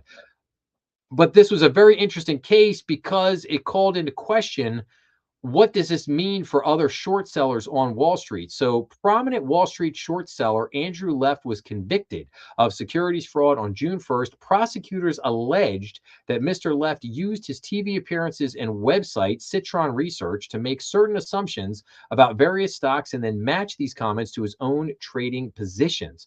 The problem is he would use these tactics to pump up the stocks while at the same time placing trades in the opposite direction. The big question here is, what does this ultimately mean for Wall Street and other prominent short sellers that may engage in similar behavior? So, yes, I think that is a very good question to ask, but definitely more details in the episode. Then on Thursday, I did Is Private Equity Destroying Our Economy? Is the private equity industry destroying our economy and thus capitalism? This is a very deep question that cuts to the very heart of what is ailing our economic system. Small business owners, they don't want to grow their companies anymore. They just want to sell. There is no thought of building for the next generation. There is only the unicorn status, possible IPO, and then the sale. Private equity is built on debt financing that promotes short-termism and financialization. So again, and I thought that this was I covered an article on this episode from Jeffrey Tucker. And I just, again, this was a very, I think there is a very great philosophical conversation that should be had around the whole notion of what is private equity doing to us right now? What is it doing to the overall economy? How is it transforming our economy and the way that, again, a lot of people approach the building and development of businesses, and what does that say about us as a culture, and what is it ultimately doing to our economic system? I think these are very profound and very deep questions that really need to have really good conversations around them. So, and then finally on Friday, I did an episode on Metropolitan Capital Bank's failure. Now, this was a follow-up. I did an episode a couple months ago when Metropolitan Bank failed earlier this year, but this was the FDIC put out their OIG report from the Office of Inspector General, which basically highlighted, or it's supposed to highlight, why that bank failed, right? So the Metropolitan Capital Bank and Trust failed in January of 2026. I covered the failure in a previous episode, but this episode covers the FDIC Office of the Inspector General, otherwise known as the OIG report, that reviews what they believe caused the failure. The ongoing problems at MCB have been documented. The OIG report concluded that bad loans from poor internal oversight, governance, and risk management led to critically deficient capital levels and thus bank failure. The FDIC identified suspicious activity associated with bank insiders, confirming their misuse of position and the self-dealing of senior bank officials, and yet none of the individuals involved will be prosecuted. Say what? Unfortunately, this report leaves us with more questions than answers. Yes, very interesting study there. If you don't know what a dominant figure is, go check that out, because I think you'll find it to be very interesting in the FDIC report. But a lot of interesting findings there. I am left just baffled at how seemingly you had some actors there inside the bank that behaved very badly, and they have the evidence to prove that they acted very badly. The FDIC collected the evidence, turned it over to the OIG and to the prosecutors, and basically they decided that, yeah, no charges needed to be filed. So I don't understand that one. That's a head scratcher, but there you go. So okay, so those were the 5 episodes that I put out this week. So now let's get back to just a few more articles before we wrap up this week, or I said this week, before we wrap up the episode here tonight. And I'm going to run through these rather quickly. So AI is changing how consultants get paid and much more. BCG, that's Boston Consulting Group's CEO, says. So Christopher Schweizer points to higher revenues and headcount in response to predictions that technology is killing his industry. For all the doomsday predictions that AIs will make management consultants obsolete, Boston Consulting Group CEO Christopher Schweizer has this retort. Look at the business. Revenue at BCG rose 7% to $14.4 billion in the firm's latest fiscal year, and its headcount is expanding as the firm rushes to meet a near infinite need from companies for help rolling out AI, Schweitzer said. So again, the reason why I wanted to point this out is just because obviously a lot of people have basically predicted that AI was going to crush these big consulting firms, that AI was going to, ruin them. And I think they did have a steep learning curve, right? I think the AI thing jumped out and they were like, oh my gosh, what are we going to do here? But now it seems like the big consulting firms have kind of adjusted, and now everything seems to be going pretty good. Now, I mean, they're helping their clients. Like, their clients are coming in saying, hey, how do we implement this AI? How do we make the most out of it? What are we doing? So again, they seem to be adapting here, and seem to be adapting to what's going on. And we'll keep an eye on it, but it doesn't seem to be like it was this catastrophic thing that was going to destroy all the big consulting firms. So Companies are using more backdoor job references to counter AI. What your former coworkers think of you could land you a job or torpedo your chances. So very interesting here. Um, there are the references you list on your job application. Then there are the people whose opinions of you really matter. Almost everyone can cherry pick a few former colleagues willing to say nice things about them. Getting candid assessments, some companies believe, requires quietly contacting a different set of past managers and coworkers. These backdoor references have long played a role in hiring, especially for senior roles. Now, the job candidates are using artificial intelligence to write resumes and coach them through virtual interviews. Businesses are desperate for human insight, so they are leaning in to backdoor references more than ever. They've become a lot more important, says headhunter Mark Toscano. The tools that people are using to present themselves in the best light possible are the same reason the companies are resorting to these backdoor references. How deep can the back channel go? Asking around in recruiting circles, I heard about a man whose candidacy was doomed by a thumbs down from his stepmother, who worked in the same industry. And you thought spiteful stepmothers wreaked havoc only in fairy tales. um, so yeah, I just thought that this was interesting. I wanted to point it out, but I think that I think companies need to be very careful with this, because again, um, the idea, at least historically, the idea behind a backdoor reference was that, like, usually what would happen is, like, somebody comes applying for a job. The person at the company that is looking to hire that individual knows maybe other people at the company that person was working for. They make a couple phone calls over there and say, hey, this person is looking for a job here. What do you think? Whatever. But that is all supposed to be kept, strictly confidential. And, you're not really supposed to be doing that. But of course, it happens all the time. But yeah, I think in this new, this new AI world, um, they could be helpful, but it could be really harmful, man. And I think, you got to be very careful. I mean, you get caught, anybody finds out that, like, you're slandering, people behind your back. I mean, it's and it torpedoed your chance to get a job like that. That's pretty bad, man. That's pretty bad. So yeah, people definitely got to be careful with that one. So, all right, now, no raises, no promotions. 1 in 4 white collar workers are stalling out. Invisible barrier keeps many Americans from getting ahead. Mid career stall. So a new study found roughly a quarter of American professionals experience a mid-career stall going 5 years without a pay or position boost. No promotion, no notable raises, not yet 40. You're not alone. So, roughly a quarter of American professionals hit a wall in their careers before their peak earning years, going at least 5 years without a real boost in pay or position.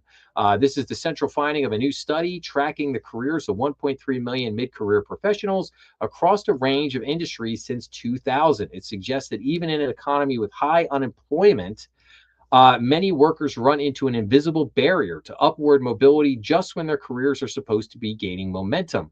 Mid-career stalls often start as early career slumps that can ripple across a lifetime of earnings, the analysis found. That makes those first working years after college especially critical for gaining the experience and skills that propel a career forward. When you're talking about a quarter of the workforce, you're not talking about a niche problem. The research complicates the picture of today's job market. Even during the pandemic hiring spree, the mid career stall persisted, researchers found. Now, hiring has slowed to a trickle, and companies from Amazon to Meta Platforms and UPS have laid off thousands of managers and other staff. The upshot is fewer opportunities to move up or jump to better paying jobs. So, and then it gives a share of workers who hit mid career stall: public administration, real estate and rental and leasing, utilities, manufacturing, some of the big ones, wholesale trade, finance and insurance.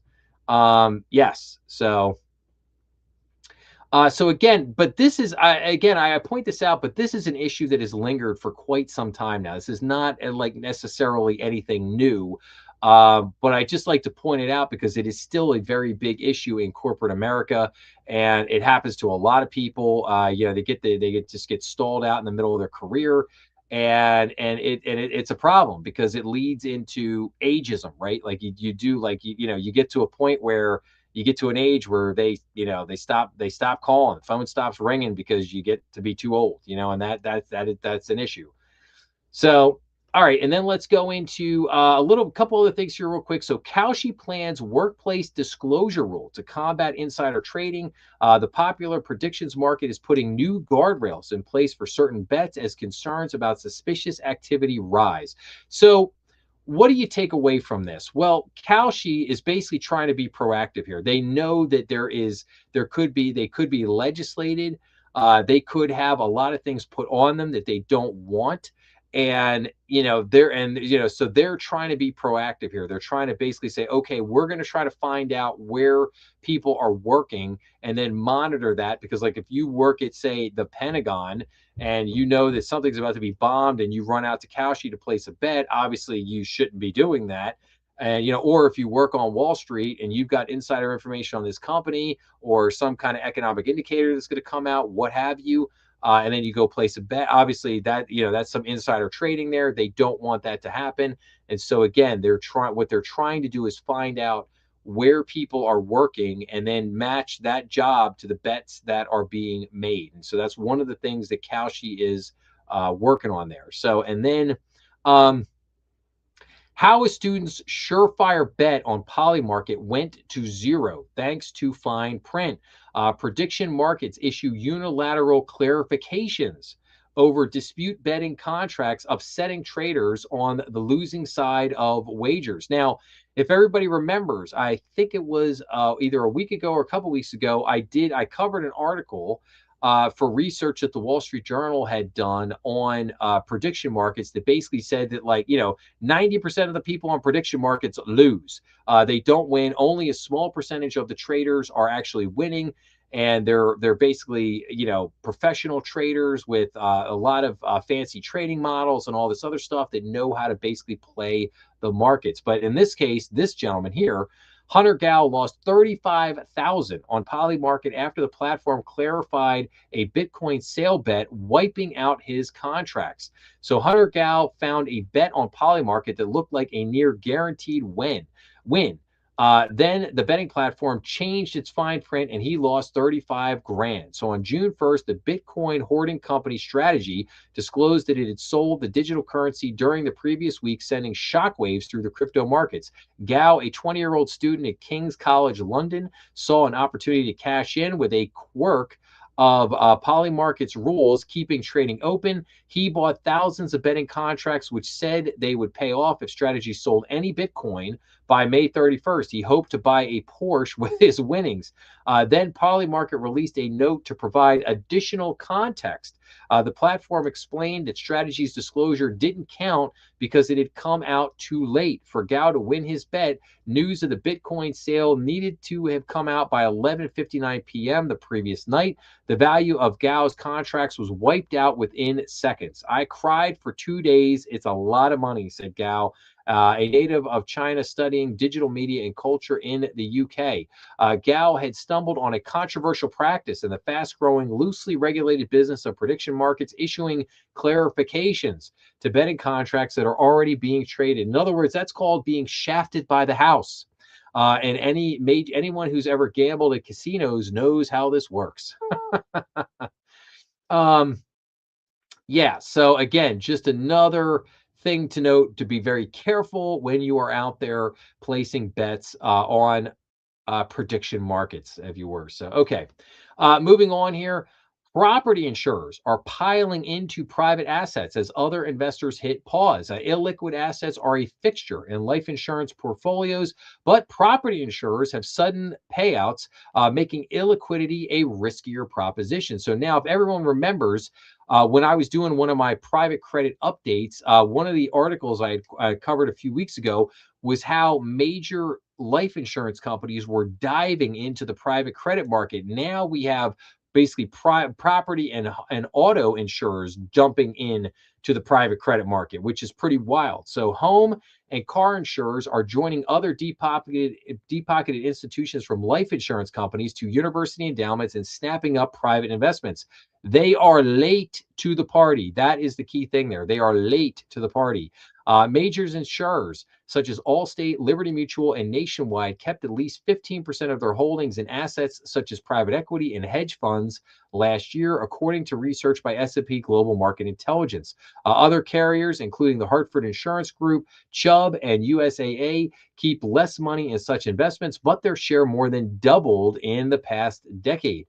Property and casualty insurers' moves into so-called alternative investments have picked up just as many pensions and endowments have started to question whether the returns those funds can generate will be as attractive as they have been in decades past. Many institutions are pulling back on private equity investments, and some have even sought to unload stakes in those funds at a discount. Investing in private funds, which are illiquid, meaning investors can't cash out whenever they like, is a riskier proposition for property and casualty insurers than for firms that sell policies and annuities.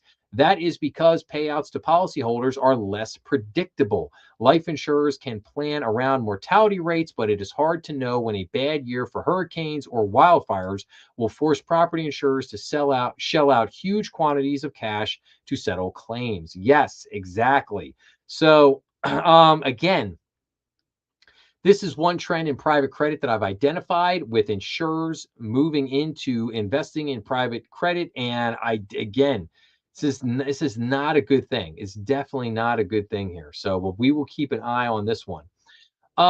Americans are falling behind on their 1.25 trillion credit card bills. Soaring interest rates and stubborn inflation have led to the highest delinquencies since the financial crisis, a pattern of survival debt.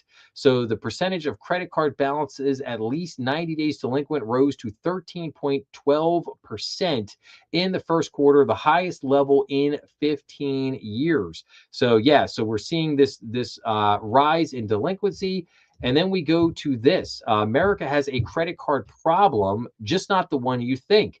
Consumers overall have manageable car loans, but growth in lending might be too slow. So there is an alarm bell going off in consumer credit, just not the typical one. According to tracking by the New York Fed, the percentage of credit card loan balances that were 90 days or more delinquent was over 13% as of the first quarter. That is very near the peak seen in the aftermath of the 2008 global financial crisis. The fear is that the U.S. consumer is maxed out and seriously vulnerable to higher inflation or unemployment. Certainly, anything in the realm of credit that even rhymes with 2008 is something investors should naturally be concerned about. But credit card debt today isn't like it was then. For one, there is relatively less of it. Though the absolute dollar figure of card loans in the U.S. is higher today at around 1.3 trillion, that requires some context. The average American household holds about 11,500 in card debt. The figure is almost $1,600 less per household than in inflation adjusted dollars at the 2007 peak. Not only that, but Americans on the whole can more readily afford their debt thanks to higher incomes. The Federal Reserve's measure of consumer debt service payments as a percentage of disposable personal income stood at 5.4% in the fourth quarter of last year. 20 years prior, it was well over 7%. Other measures of credit card delinquency also don't show that things are close to 2008 like trouble. A Fed metric of banks' consumer card loans shows that under 3% of card balances are at least 30 days past due. Back in 2007, that rate climbed above 4% and topped out a couple of years later closer to 7%. So, again, this is kind of talking about, like I've said this before. I don't really care what you look at in terms of these numbers here. Oh, well, this is higher or that's higher, oh 08, oh 07, as opposed to today or whatever. The problem is that $1.3 trillion in credit card debt is a ridiculous amount of credit card debt.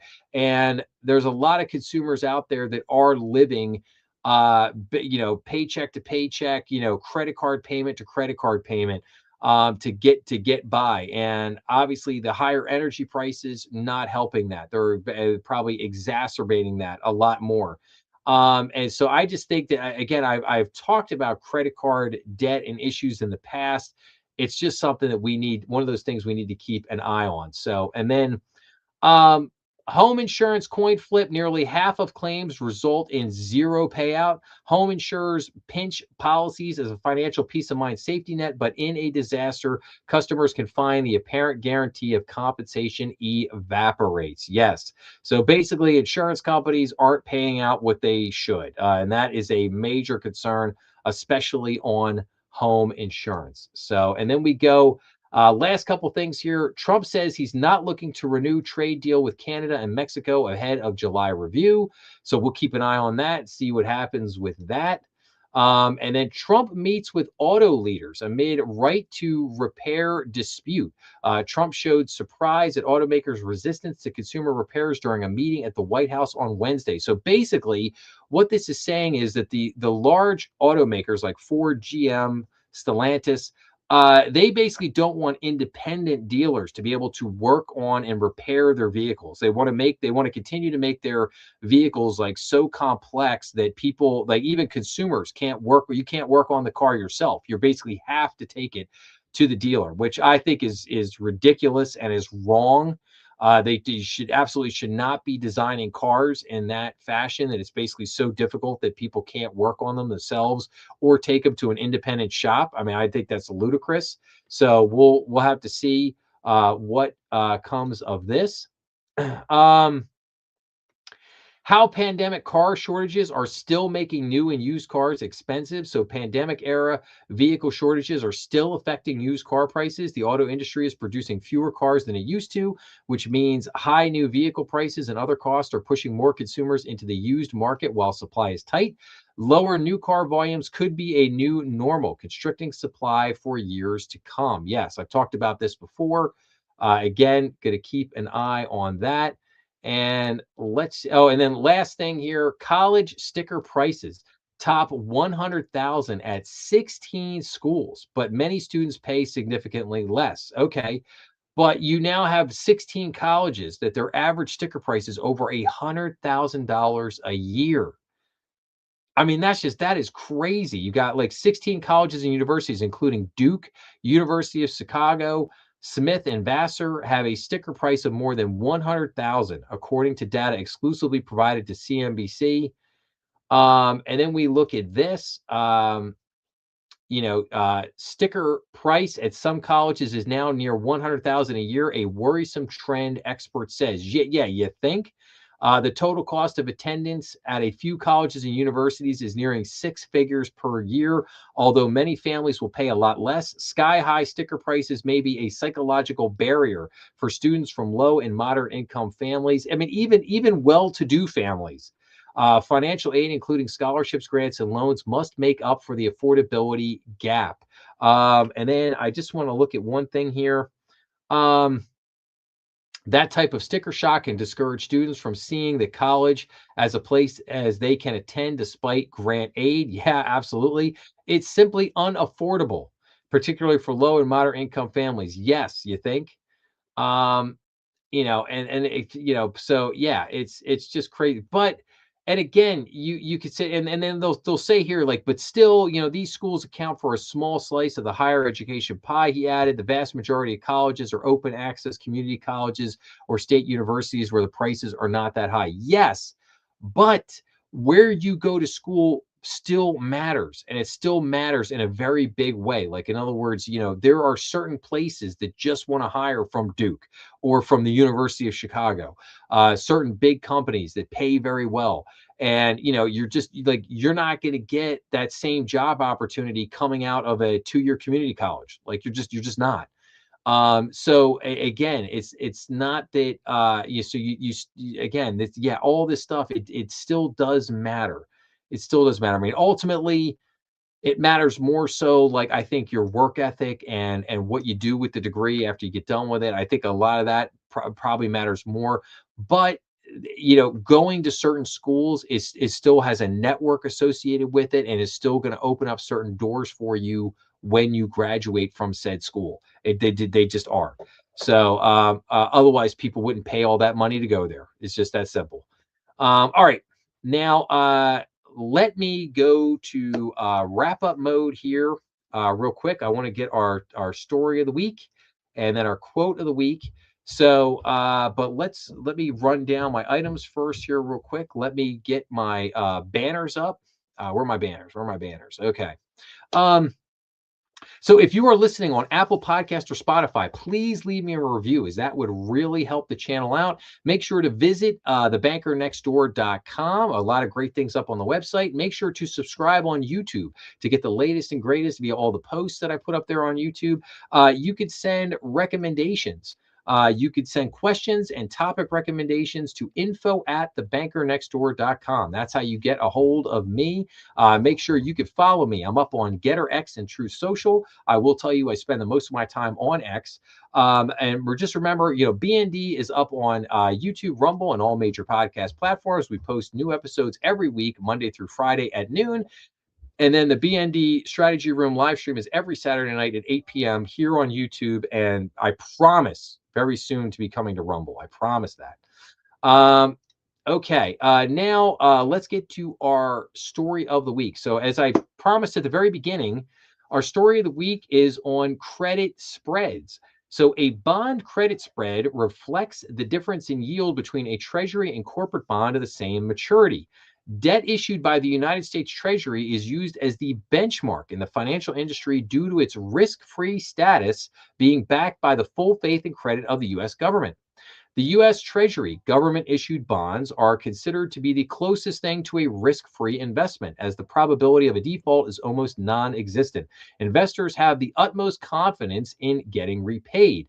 Now, the 10-year Treasury yields are made up of two components: inflation expectations and the real rate that remains after subtracting them. So, again, very interesting there on the credit spreads. Credit spreads are significantly important. We have to follow and pay attention to the credit spreads at all times, because that can erode the profitability of banks and financial institutions. So, and then finally, my quote of the week. So this comes from Fyodor Dostoevsky, the author of Crime and Punishment. And this was a quote that was actually in Crime and Punishment. So it goes like this: nothing in this world is harder than speaking the truth. Nothing is easier than flattery. So Dostoevsky had some phenomenal quotes in the book Crime and Punishment. The book Crime and Punishment is an all-time classic. If it's a little bit of a tome, if you will. I think it about a little over 900 pages long. I did read Crime and Punishment. Is a phenomenal book. If you ever get a chance to read it, just absolutely great book, great literary classic. So, but okay. But with that being said, I wrap up. I thank you so much for joining me again on a Saturday night here in the strategy room. I hope everybody learned a little something tonight, and I wish everybody a great weekend out there.